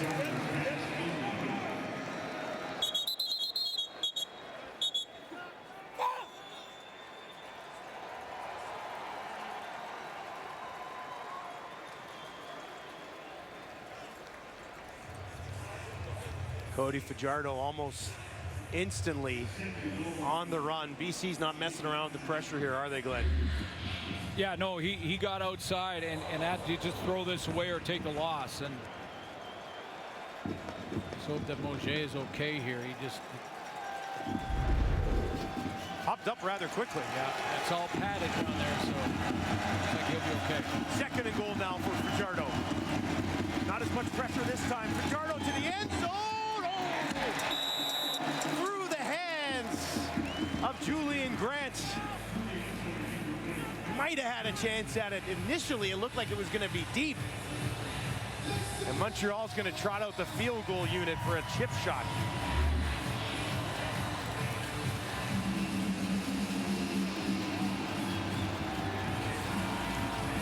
He's the deep one, the 3 receiver set. Makes a nice move there, but Fajardo to be careful with TJ Lee rolling back to the middle. So instead, Montreal will settle for 3, make it a 15-point game. And Cote knocks that one through from just 13 yards out. On Julian Grant, last second shot. Couldn't haul it in. Look out! Welcome back to Vancouver. The final stop for the world record holder, Bobby DeBow. 9 CFL stadiums in 15 days. Doing it in style, too. How about that shirt on Bobby DeBow? Well, I'm wondering, too, with that journey and all the cities and all the stadiums. There's a look at it. Yeah, you take a look at that journey. A nice city to wrap up on, too. You can go sit out at the deck and right by the ocean. But 9 different stadiums in 15 days, and how many of the beverages did he crush? Well, I'm assuming he probably had a lot of beer, and now he switched onto the White Claws back in Vancouver, right? I feel like that's just fitting. So, but congratulations to Bobby. Great guy and cool journey. Yeah, very cool. I note those sunglasses were from Regina. They were giving those out at Mosaic Stadium, I believe. Well, they were green. Was that? I think Edmonton did yellow ones. Well, maybe Edmonton. Maybe that wasn't it. Everybody should do the glasses. They're very cool looking.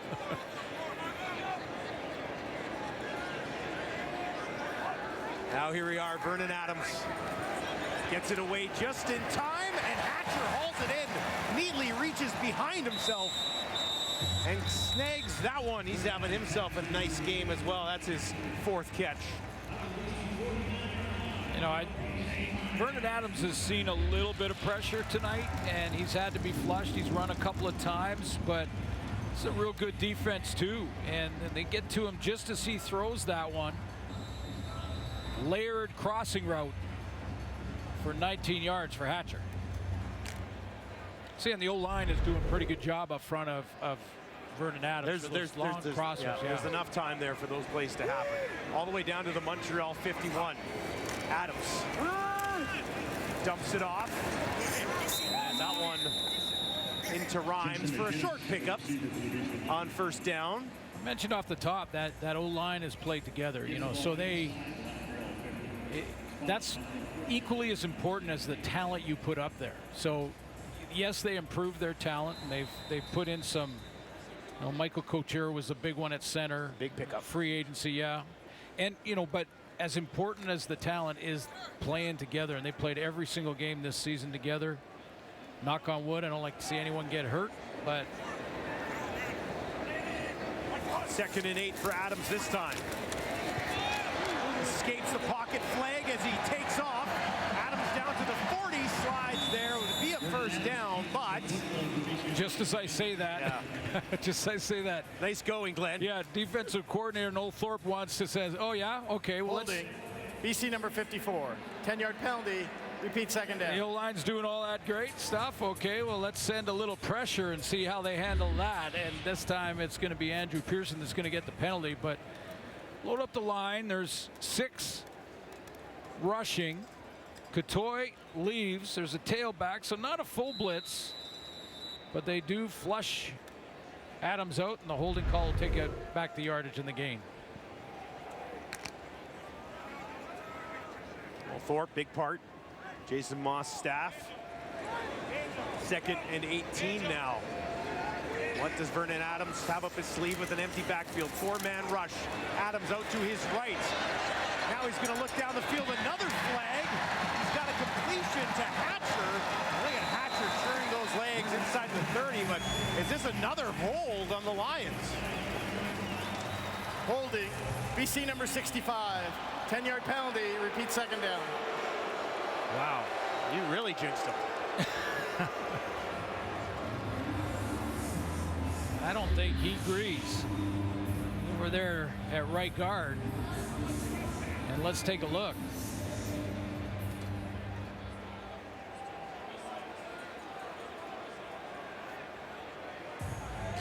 Ooh. You just can't get your arms outside of the frame. Just outside of outside of the. It wasn't all that big a deal. Like he pulled him down and got him out of there, but for a split second, his arms were wrapped around the shoulders on the outside of the shoulder pads, and that's what the officials see. So your typical 2nd and 28 situation now for BC, backed up to their own 41. 3 to the left, 3 to the right. Try to set up some sort of screen for Hatcher, but that one will be sniffed out immediately. And Shivers getting into it a little bit with Beverett at the end of that play. He's not afraid to make a name for himself, is he?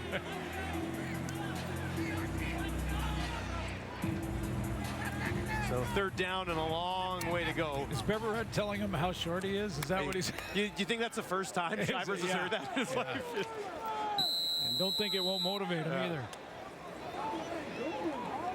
Flintoff. More flags before this thing was even kicked. Worthy will take it just inside the 14. And Worthy wrapped up before he could get to the Montreal 40.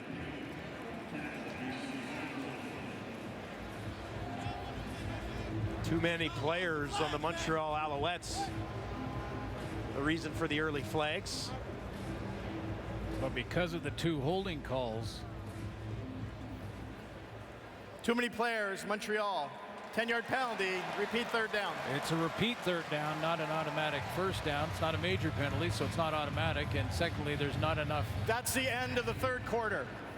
They were more than 10 yards away, so we'll have to kick it again. We'll reset that when we return for 4th quarter action here in Vancouver, where the BC Lions right now leading the Montreal Alouettes 31-16, looking for their second home win of the season.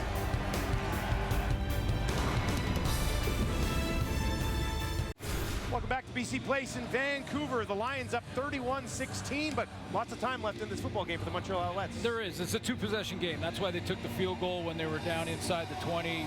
Smart move by Jason Moss. Now they're into two possessions. We've got a whole quarter to play, and in Canadian football, as you know, that kind of lead is definitely not safe. Interesting third quarter. Too many penalties in the third quarter. I think both these teams have got to straighten that up, clean that up, and we should have a good finisher. Yeah. Vernon Adams, excellent bounce-back game for him so far, and Montreal's defense will have to make a play here at some point. They're going to re-kick this.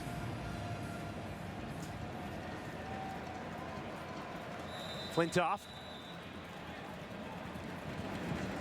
stands on his own 46. Worthy just inside his own 5 on the 3rd and 9 play to start the fourth quarter.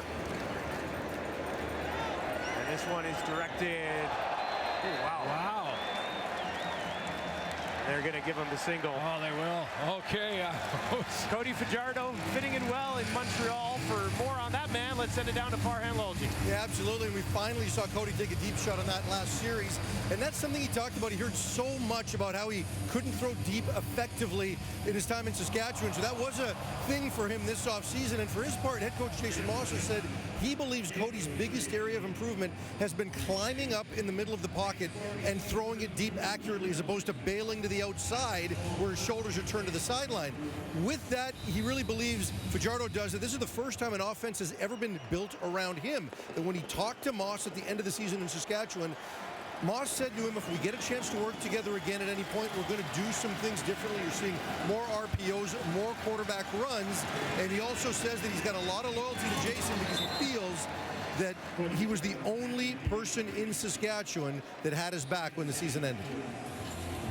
Quite a statement there. Well, it's, you know, that was a strong narrative in Saskatchewan and that tough season they went through, and there was this whole discussion that they just didn't get along, and Cody basically said to us that this was not true. It wasn't true at all. They were great in the room. They worked together, and he was real excited to sign with the Jason Moss run team. Yeah, if there was any issue, he wouldn't be here. No, exactly. Right now. 2nd and 10. A miss on that last pass to Tuck. Fajardo out to the right. Now he's going to be tracked down again by the Lions. Tehema was there to start it. Betts came in and finished it off. I don't know who gets credit for it, but Tehema was there first, I believe. Looked like it. That's at the top of your screen, Tehema down at the bottom here, but Cody Fajardo, as Farhan just mentioned, he steps up for a second, then he gets flushed, tries to reverse his field, and there they are. Discipline from the backside. Little rush end meeting at the quarterback. Fajardo's now been sacked 20 times this season.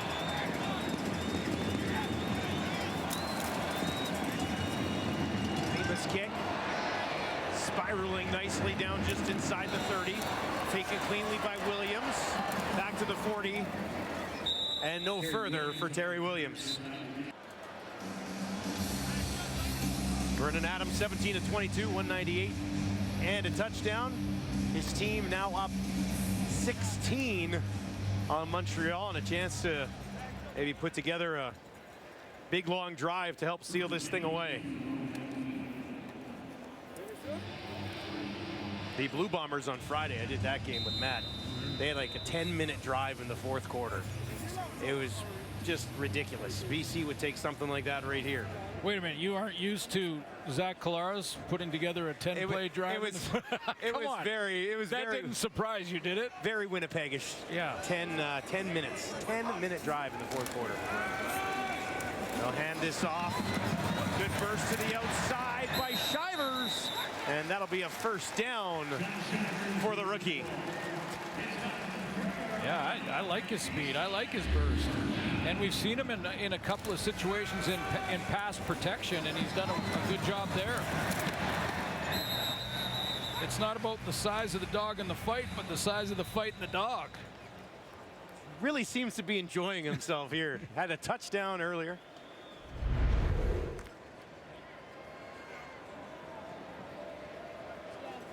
Had Mazzell to start the year. He's been a nice find as well, and now he's banged up. So Shivers gets an opportunity, and Adams will pitch this one out to him. A couple more yards on first down for him this time. Taquan Mizell is the player that Shivers is replacing in this game. If you're just joining us now, he was down for this one. And after the bye the Lions have, they expect Mizell back, and he was off to a great start. That was second coming in this week and rushing in the CFL, and Oliveira in Winnipeg first.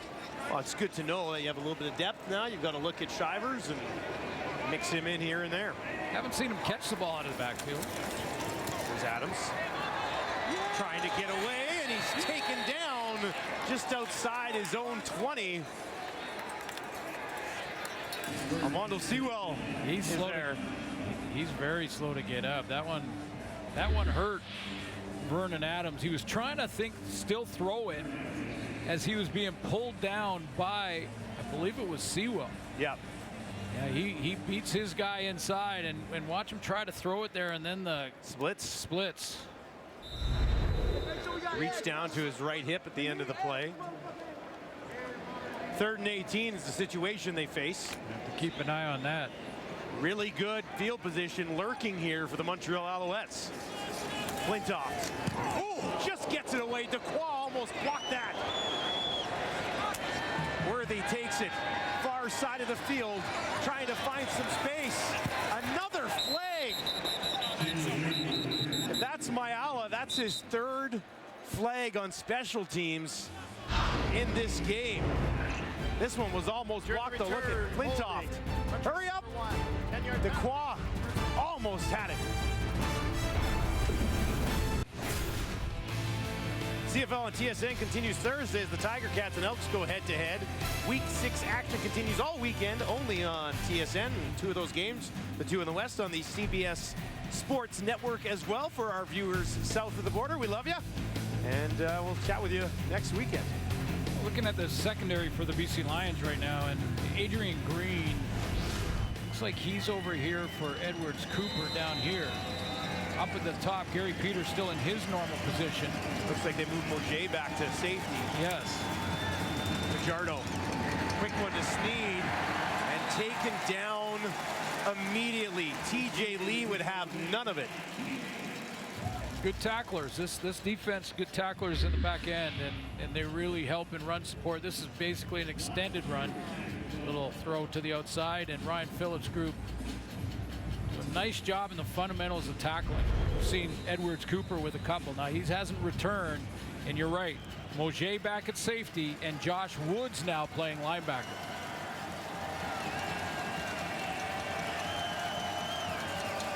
Second and 12 for Fajardo. Down 16. Gets this one away. Almost intercepted. Marcus Sales was thinking touchdown, but he couldn't haul it in. Yeah, he was. It came from the inside out. It looked like this was sort of predetermined by Cody Fajardo, because that's over on that side was where Adrian Green was lined up. And remember how he tested the new corner when he stepped in for Edwards Cooper? Now Green's playing out of position. He was the safety to start the game. He was on the outside and high. He didn't see Marcus Sales coming from inside out. Great year last year for Marcus Sales.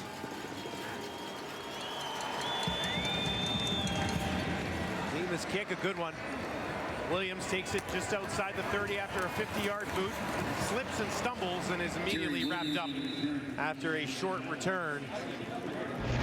And the BC Lions offense, another chance to seal this thing away because of plays like that from their defense.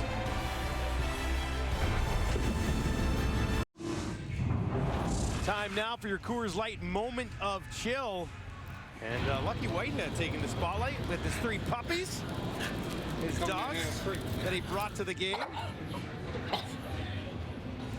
Cool looking dogs, actually. Did you bring that in because I said fighting the dog? Yeah, that must have been it. I'm touching the head, just want to get a touchdown today. Yes! I love seeing those kids fired up. Yeah, he's a fan favorite here, man. The kids love Lucky.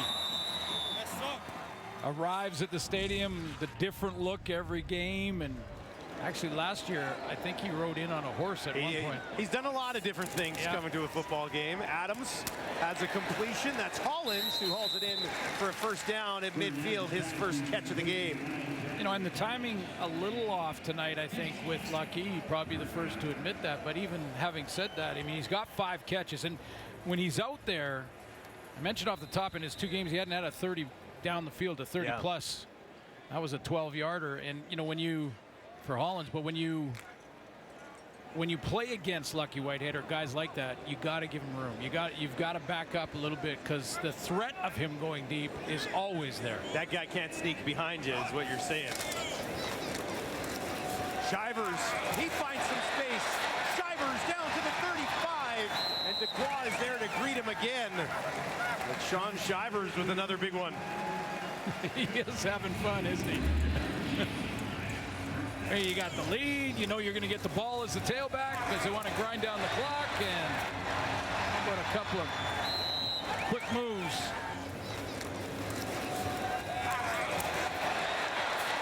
$18 yards, his longest run of the game.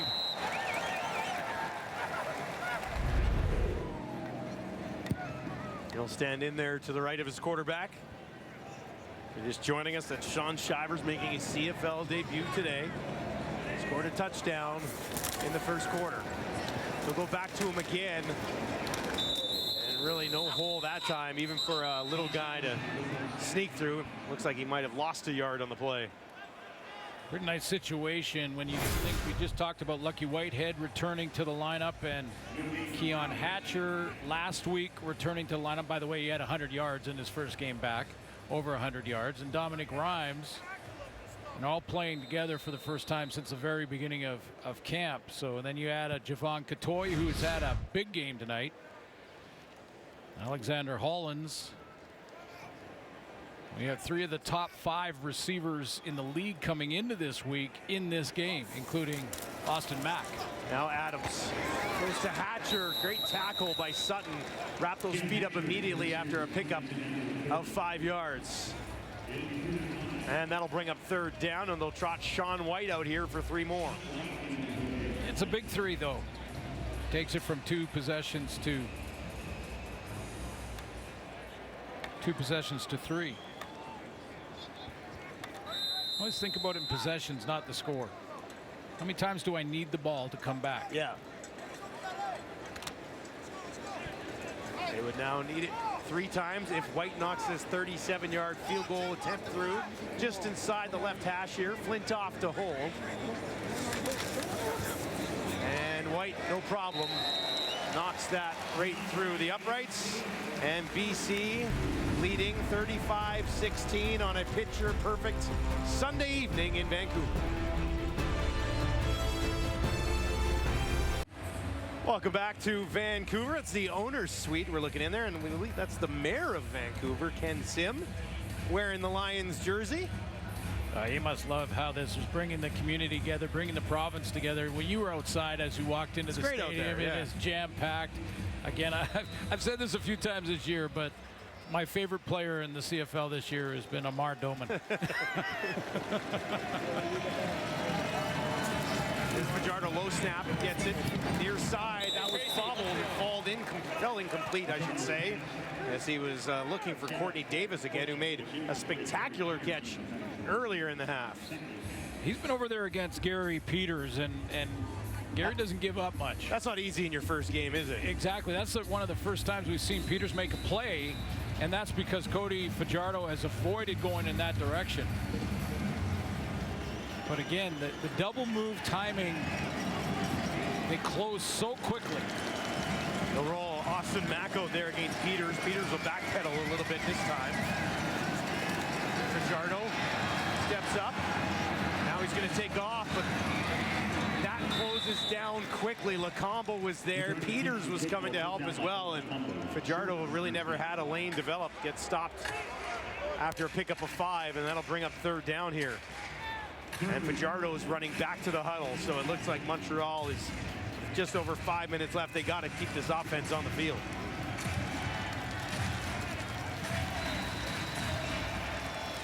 Down the short side of the field here is Austin Mack. Working on Peters. BC plays crowd, trying to get behind their D. They're bringing everybody. Fajardo down the field. Julian Grant's got it. Tackled at the 30. Good read by Fajardo, and Grant sneaks in behind Marcus Sales, and the Alouettes stay alive with 35.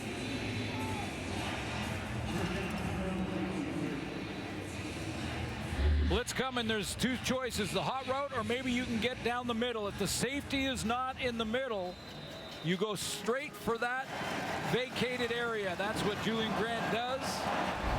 Gets blind turn from Sales. Fajardo this time dumps it off. Stand back. Got a hand on it. Luckily, he didn't pop it up any further. The Lions might have snuck underneath that one.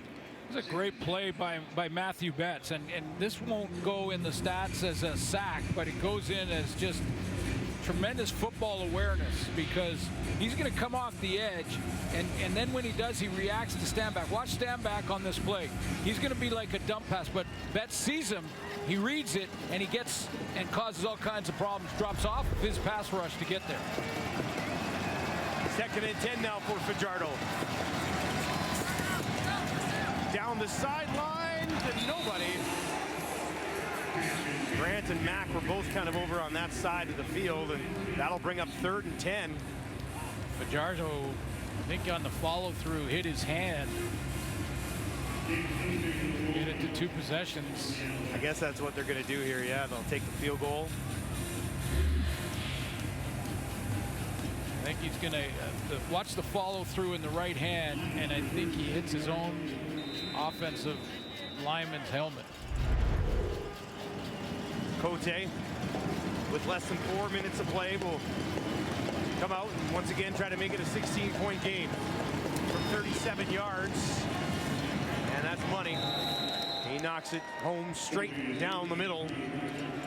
And once again, a 2-possession football game. Gonna have to execute a couple of 2-pointers in there. 19 points tonight for the Montreal Alouettes. Came into this game averaging 20 points per game, which is good for 6th in the league, so right about their regular offensive output. It's the other side of the ball. They've been so good defensively, had not allowed more than 17.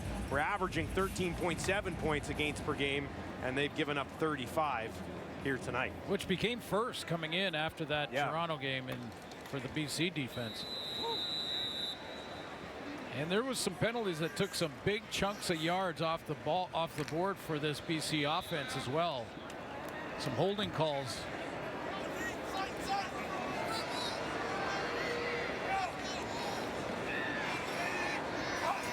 First and 10 for Adams. They give it to Shivers. Broke 1 tackle and slid under a couple more to get back to the line of scrimmage and have this clock timeout working in their favor. Montreal, timer, please reset the clock to 3:14. Montreal thinks otherwise and calls a timeout. Yeah, good idea. Do it just before the 3-minute warning. Jason Moss has come a long way since his last opportunity coaching, head coaching.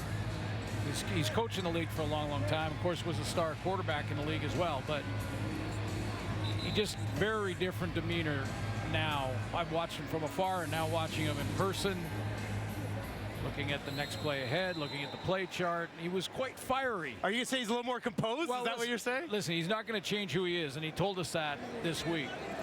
But he said he's learned and evolved. Here's Adams. Gets it back to Shivers again. Finds a block, and now he's got a first down. Shivers still going inside the 40, down to the 30. Sean Shivers down to the 5, fumbles the ball. DeCroix picks it up, and now he's going to bring it out of the end zone the other way. Can you believe that just happened? 68-yard and a fumble for Shivers. That close smokes. Oh, man. We got to take a break. Let's just take a break. Everybody pause. Everybody pause. Let's figure it out. What a burst from Shivers. Great play to come back by Deontay Ruffin to give Montreal slight hope.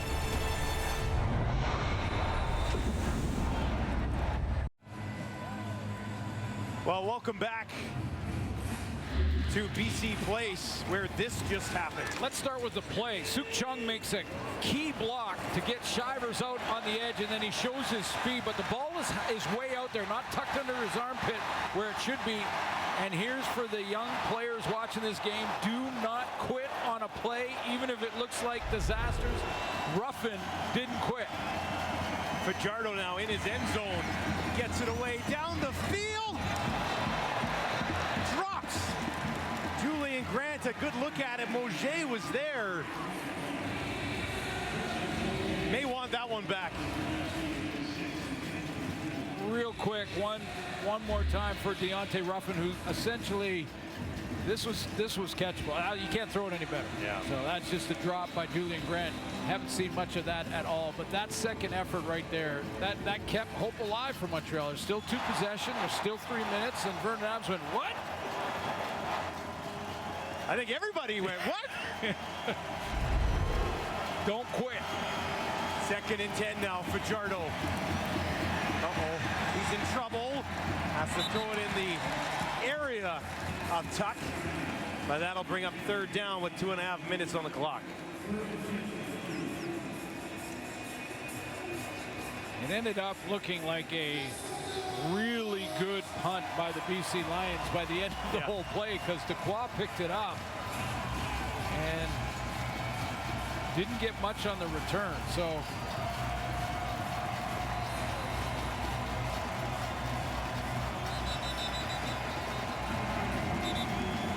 a lesson learned for Shivers, who's had a wild and crazy first game in the CFL. Scores a touchdown, almost had another one, was taken out of the game to get looked at for a concussion when he got popped earlier in the contest. Now he watches as his defense looks to seal it away. 3rd and 10, crowd at BC Place. Some of them coming to their feet. Fajardo, a ton of room, out to his left. Where's he gonna go? Still going, Cody Fajardo gets the 1st down. What an effort by number 7 in white. well, the Lions went with a stunt. They went with a stunt up front and brought Matthew Betts inside.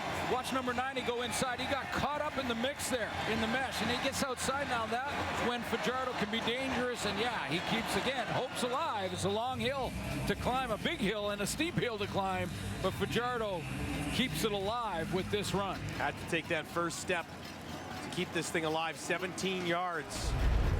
Desperation for Fajardo. Gives himself a fresh set at the Montreal 19. Now another deep shot, far side, looking for Mack! Pulls it in! Oh! Falls incomplete! Looks like he lost it when he went down. Working there against Bagayogo. That was close. Well, Bagayogo was in the same position as he was on that other deep ball, but this time he makes the play. This time he keeps fighting with Mack all the way to the ground, and there's going to be a challenge, I believe, from Jason Moss. Why not try it? See if he was down by contact before the ball came out, or did he have possession?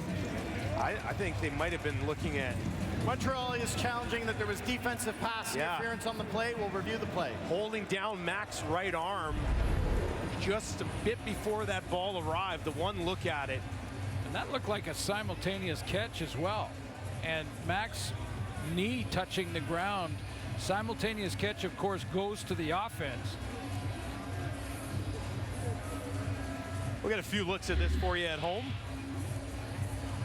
Bagayogo's in good position here. Looked like almost a simultaneous catch. His toe touches. Now you have to survive contact with the turf. But his knee touched and then his other foot touched. I think this is the look. Watch his right there. Now they're looking at, yeah, he's holding that right. Well, he got the hand up. It looked like on the way to where they eventually met, he kind of pulled his right arm down, but then they both went up for it, right? So I really wish one of them would have held on to that. It would have been spectacular. That's got to be what they're looking at there, Glenn. Hey, that left hand on the right, on the right bicep. Absolutely, Yeah. and that's what Jason Moss is challenging right now. He's challenging that there was pass interference because the ball, he was the target, so the ball being thrown to Mac turns it from illegal contact to pass interference. If they think that was enough, some hand fighting is allowed as long as it doesn't. As long as it doesn't reroute the receiver or pull them towards, because sometimes you'll see the receivers give a little push. There was no push from Mac there at all. But when the ball arrived, he got both hands up to it. So was it enough?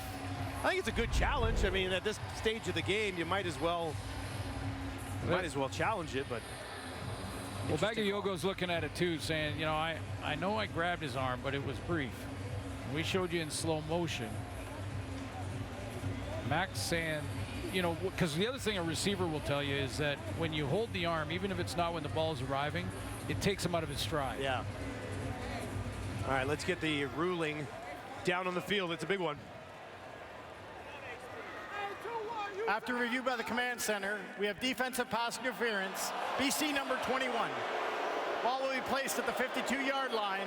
Automatic, first down. Big time swing all the way up to the 52. Bagayogo, the guilty party. Well, and the fans are booing here because, I think they said some hand fighting is alive. They're on the outside. This is regular speed. That's how quickly it happened. So when we slowed it down, yes, there was a grab. I'm not saying one way or the other. They've ruled that it's going to be pass interference, and again, keeps the hope alive for Montreal, but the home team didn't like it. The home team fans didn't like it.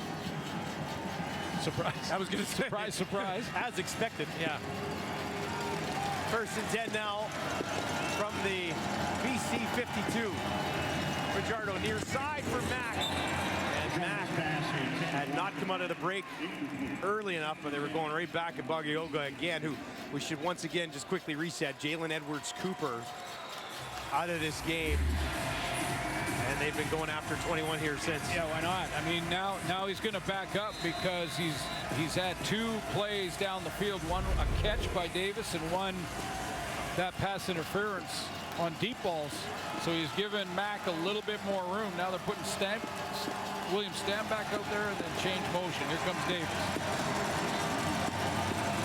Second and 10 for Fajardo. Over the middle, has a man. It's Sneed. Sneed will take it down inside the 30.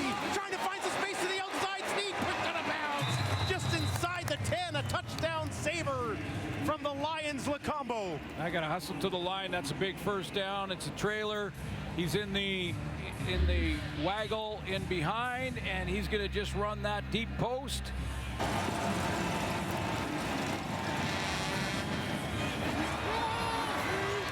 Two receivers real close, and that caused hesitation from the DBs. Got to hustle now. Time's important. He went out of bounds, so it stops clock till the snap. First and goal from the BC8 here for Fajardo. Fullback tuck out there to his right. Fajardo looking to the end zone for Grant through his hands. Incomplete at the back of the end zone. See, you think back now to the arm bar on Mac and what Grant just did on that play. You're going to see Grant, he's going to push off a little bit, try and get separation on TJ Lee. See that little push? And that's why they let that go sometimes. A push from a receiver, a little grab from the DB. I wonder if that little push threw him off enough that he was about a football away from that, catching that thing, right? Just that one little hesitant, just threw off his own stride a little bit. Matthew Betts, we've been told, is down on the field. There's Betts. Trying to stretch him out a little bit here. It's a little warm under the dome here tonight. It is warm, isn't it? We've done a lot of games here. This is the first one, and it's not super hot out, but it's warm in the dome. Kids don't care. No. Yeah, we just spotted our Camera crew, very pretty special guest out there in the crowd, Nathan Rourke, watching on. You would have got familiar with Nathan Rourke's parents last year. We showed them all the time, but Rourke there with his family watching his old teammates. Outstanding year last year. Obviously had to go through an unfortunate injury situation, but he's trying his hand south of the border with Jacksonville. Good to see the Rourke family back out here at the game. Betts is up and walking off. A bit of a stiff leg there. Two more sacks today for Betts. He's got 9 on the season. And you hope for his sake that his great season here doesn't get derailed even for a moment due to injury. The way they were working on it looked like, to me, like a cramp, but I only play a doctor on TV, so I'm not. Second and goal here, and they won't have to worry about Betts coming after Cody Fajardo, but the rest of that BC Lions D-line will look to cause some issues. Less than 2 minutes to go. Montreal down 16. Got to get one here. Fajardo rolling out to his right towards the end zone, and that one up for grabs. Falls incomplete. Was looking for Courtney Davis. TJ Lee went heavily into the stands there, slippery down in the corner on that cement. Yeah, we've seen a couple of players now getting run right out of bounds. I mean, there's about 2 yards, 3 yards outside of the white stripe. But TJ Lee comes from the left of your screen. He's flying over there and knocked us down. Then he hits that. Ooh, ugh. Yikes. You hit the pavement there and you got those cleats on. Empty backfield. Now some blocking help for Fajardo. Third down. No room for error. Throws it short to Stanback. And Stanback hauls it in. But that'll be a turnover on downs, as Fajardo throws it well short of the end zone on third down. Yeah, you can see his reaction. He just, Jason Ma's going to talk to him about that. I mean, that's a decision. Stanback is right here, and it had to be either pressure breaking down, or you got to take a shot at the end zone there, or at least to the first down sticks, because could they have got the first down? No, they couldn't. So you had to take a shot to the end zone. Josh Woods took care of business. Because unless you get that to Stanback where he could turn and make Josh Woods miss. Yeah, Stanback had no chance on that one. He had no chance, yeah. So Vernon Adams with 1:44 on the clock. Back in here with Sean Shivers in behind him. They'll give it to Shivers again. Shivers trying to find some room. That's DeQuoy, who's been all over the place. Runs him down. But again, rookie in his first game, Shivers. Montreal. Yes, that fumble, he didn't secure the ball when he crossed the goal line, but see what he did there? He went down before he ran out of bounds. Now, that forces Jason Maas right now to take the timeout. DeQuoy, 5th tackle of the game, I believe, for him. Had that pick 6 early in the game. That was called back, and I don't know if it would have led to a different result, but it certainly changed the vibe of the game early. Yeah, and football awareness there. BC got over the ball right after that pick 6 and called another play and executed it quickly. Shivers again. Cuts it back for a couple more hard yards up to about the 15, and BC will kick it away one more time. Been watching Jason Maas just pace up and down the field, shaking his head, still thinking about that throw to William Stanback and that decision. And, you know, I mean, pocket's starting to collapse. It's easy to say it from up here, but coverage was pretty good in the end zone. You don't want to throw a pick either, but same time on third down 2 scores. Yeah, it really becomes a nothing play, right? Exactly. Maybe Chandler Worthy's got some tricks up his sleeve. He stands at midfield, end over end kick here from Flintoff. It's going to bounce. Worthy takes it just inside the 50. Worthy trying to find some space on the far side of the field. He's got something cooking down to the 40. Worthy trying to get around Flintoff, stays on his feet. Chandler Worthy down the sideline and steps out of bounds. There's a flag at the 40 on the near side of the field that came out as that ball was rolling. Now another flag is thrown, as I think the Alouettes have something to say. Yeah, Montreal fans right now, I'm sure, are going, shocker. There's another flag on a kick return. I was looking. During the return, holding Montreal number 28. After the play, objectionable conduct, 10 yards, Montreal number 68. Montreal has had 9 penalties in this football game, and I would guess 7 of them are on returns. Well, and I bet those 9 penalties took well over 100 yards of production off the table. Like it basically took it back. A couple of big returns from Worthy have been called Absolutely, back. A 40-yarder, a 37-yarder, that one. I mean, that will get you beat quickly. So Fajardo starts on his own 42 with just 55 seconds left. I'll hand it off here. The standback, who has not touched the ball much at all in this football game. That's just his 6th carry of the game, which is somewhat surprising. A little bit of a limp from Mr. Standback.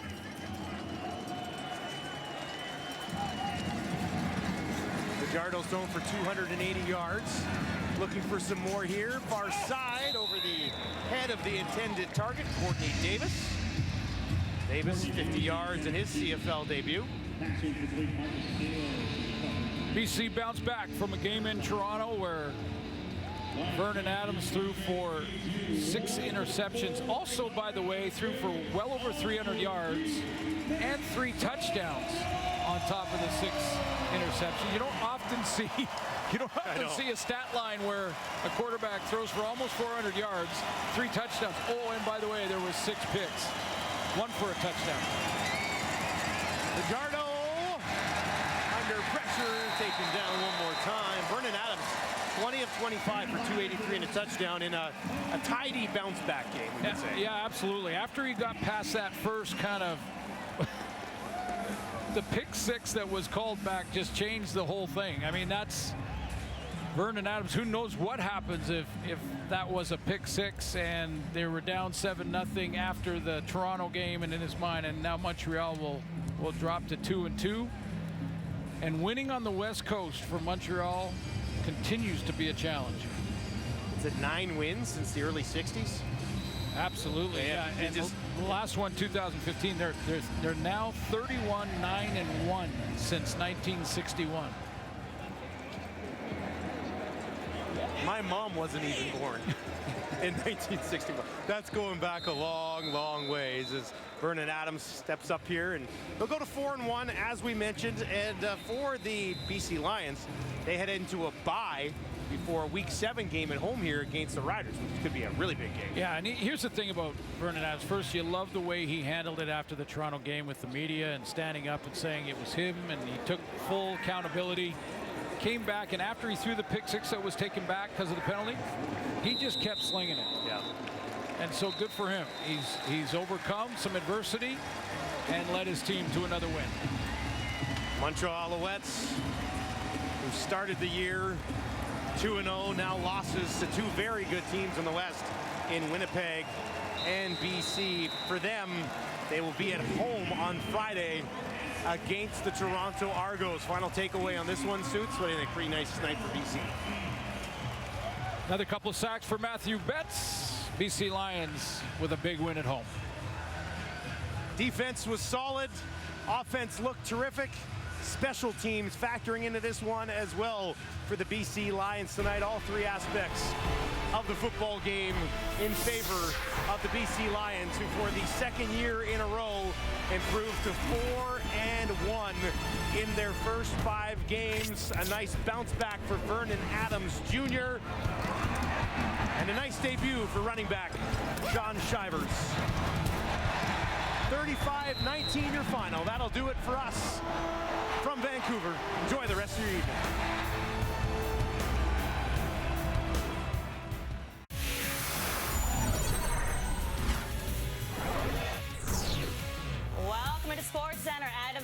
AP here with you. Adam, how about we start with some CFL action as we wrap up Week 5. The Alouettes and Lions both looking to bounce back after Week 4 losses. Especially Vernon Adams Jr., those 6 interceptions on Monday against the Argos, trying to bounce back in a big way. And let's just say he did just that. Now, throughout the week, speaking to the media, he was saying he was moving on. He wanted to get past that performance. On his second pass of the game, picked off by Marc-Antoine Dequoy, who returns it 45 yards for the touchdown. It looks like a nightmare start for Adams, but hold on. Dequoy called for illegal contact on Dominic Rhymes, so the interception taken off the board. Adams gets a reprieve. So let's move now to the second quarter. BC up 14-10. David Cote on for a 43-yard field goal attempt. Back out here to make it a one-point game, and that's blocked. What's happening? It's going to be picked up and brought back the other way. Jalen Edwards-Cooper down to the 20. See you later. He's gone 62 yards to the house, and a swing of momentum back to the... Woody Barron gets in for the block. Jalen Edwards-Cooper returns it for the touchdown. 21-10. Lions special teams, a big story in the first half. Chandler Worthy back to return the punt. Ball bounces off his head. Lions recover. That led to a field goal. BC up 24-13 at the break. Not too many long passes in the first half. The longest actually came at halftime. Dog going deep to haul in the... Oh, wow. Great snag there by the doggo. I love the dog content here. Love it. On Sunday Funday, of course. Let's check in on Adams. No picks in the first half. Third quarter, finds Rhymes for 35 yards. And on the very next play. Shivers flares out to the left. Adams is going to run to the left. Now he's going to throw. Touchdown! Dropped it in there for Javon Catoy. And the big fella hauls it in. BC strikes again. 31-13 BC. Meantime, cool story here. Football fan Bobby Dubois in Winnipeg Friday to watch the Bombers. Saturday, he was in Hamilton to see the Ticats. Then on Sunday, he's at the Lions game. Great shirt. Dubois set a Guinness World Record by visiting all 9 CFL stadiums in 15 days. Great night for him. Great night for Adams and the Lions. They take this one 35-19, your final. Now the Alouettes fall to 9-31-1 on the road against BC since 1961. They haven't won there since 2015. This is just the third time in his career that Cody Fajardo's lost to the Lions. He's still 1 win shy of 30 for his career. For a full wrap-up of the game that was, here's Matthew Shinetti and the panel. The panel is Lapo, Matty, and Ches. And maybe all eyes were looking at Vernon Adams going into this game. But Davis, were you impressed enough by the rest of BC's team to make a statement about where they sit in the West? Absolutely. I mean, Zach Collaros is the best player in the CFL. So the Winnipeg Blue Bombers, because of that, have to be your favorite, the Grey Cup favorite at this point in time. But top to bottom, looking at the rosters, the BC Lions have the best roster in the West, bar none. I'm not sure it's close. And here's a few reasons why. If you look at playmaking quarterback who seems to get great protection from their offensive line. Yeah, rough week last week, but look at what he's done this season. You got the 5 wide they started tonight. That's as good of a 5 wide as we've seen from any team lineup this year. Defensively, the recipe for every defensive coordinator is you can get there with 4. They can get there with 4, and they have a talented back end that's full of vets and athletes. That's a great. And then also Sean White. I mean, in the last 15 years, the guy doesn't seem to miss a kick. When you look at all those factors, this team, roster-wise, is as good as they are in the West. Absolutely. The great thing is the evolution of this football team. You think about last year, this team used to be Nathan Rourke and 20 points. They're beating people by 20 points. The defense didn't have to do anything. The evolution of this unit is amazing. This is the defense that sets the tone this year, right? D-line, 6 sacks tonight. They didn't allow the run game to get going. Stanback had 17 yards on 6 carries. They got a fast, physical secondary that can cover, right? I think these guys really set the tone physicality for this football team. They've got the identity right now. And let's throw something in about special teams. Really nice for the BC Lions, Matty. Yeah, you can throw Flintoff in there too, one of the best in the league as far as punting goes. And absolutely. Really impressed with Sean Shivers. I like Taekwon Mizell as well. He's on the shelf, and this kid fully took advantage of his opportunity. I call him, what's his name? You were calling Kevin Hart. Kevin Hart. Yeah, he reminds me of Kevin Hart, right? And the football uniform. Guys flying all over the football field. Yapping. And make the other team just look silly. But, hey, I really like what Vernon Adams did tonight. Big bounce back game. A lot of talk about him and the interceptions last week. I think he learned a lesson. I don't have to do it all anymore. I got such good players around me. Defense, you called it special teams, and offensively, I am loaded with Rhymes, Hatcher, Whitehead, Hollins, and Katoy are an afterthought. Those guys can be starters for most anybody in the Canadian Football League. Absolutely. And number one guys. But I just absolutely believe that this was a big lesson for Vernon to learn, because all his life, with his athletic ability and his things that he's capable of doing on the football field, is he can make any defense pay. He doesn't have to do that anymore. He can just sit back and just deliver the football and let the teammates around him work. And I thought it was a magnificent effort and a bounce back game for the BC Lions. That might be the mistake we all made all week. It was not talking too much about Vernon and not talking about how darn good this team is. Yep. Well, Rick Campbell did talk to me about that. I talked to him about Vernon and those 6 picks. He goes, I'm not worried about that. I trust my team. Clearly, David Sanchez knows something too. Vernon Adams Jr. is a great night. Here he is, 101, Far on Logie. Vernon, 20 of 25, 283 yards and a touchdown, and most importantly, no interceptions. Just how do you feel about your performance today? Really, it didn't even feel like that, man. I just want to give glory to God, man. It's awesome, man. A bounce-back game like that, obviously, it's not as clean as I want it to be. There's still some things I need to clean up, especially in that first half. But, man, so proud of the team, man. The defense still doing their thing. Everybody just helping me make myself look good. So just give credit to the team. You got a bit of a break on that first interception, which went back the other way. You got a penalty. Yeah. Just what's going through your mind as that's happening, given everything coming into this? Man, it was like, I can't start like that, you know what I'm saying? So thank God, we got the penalty there, got a little tug there. So, we just move on and keep going.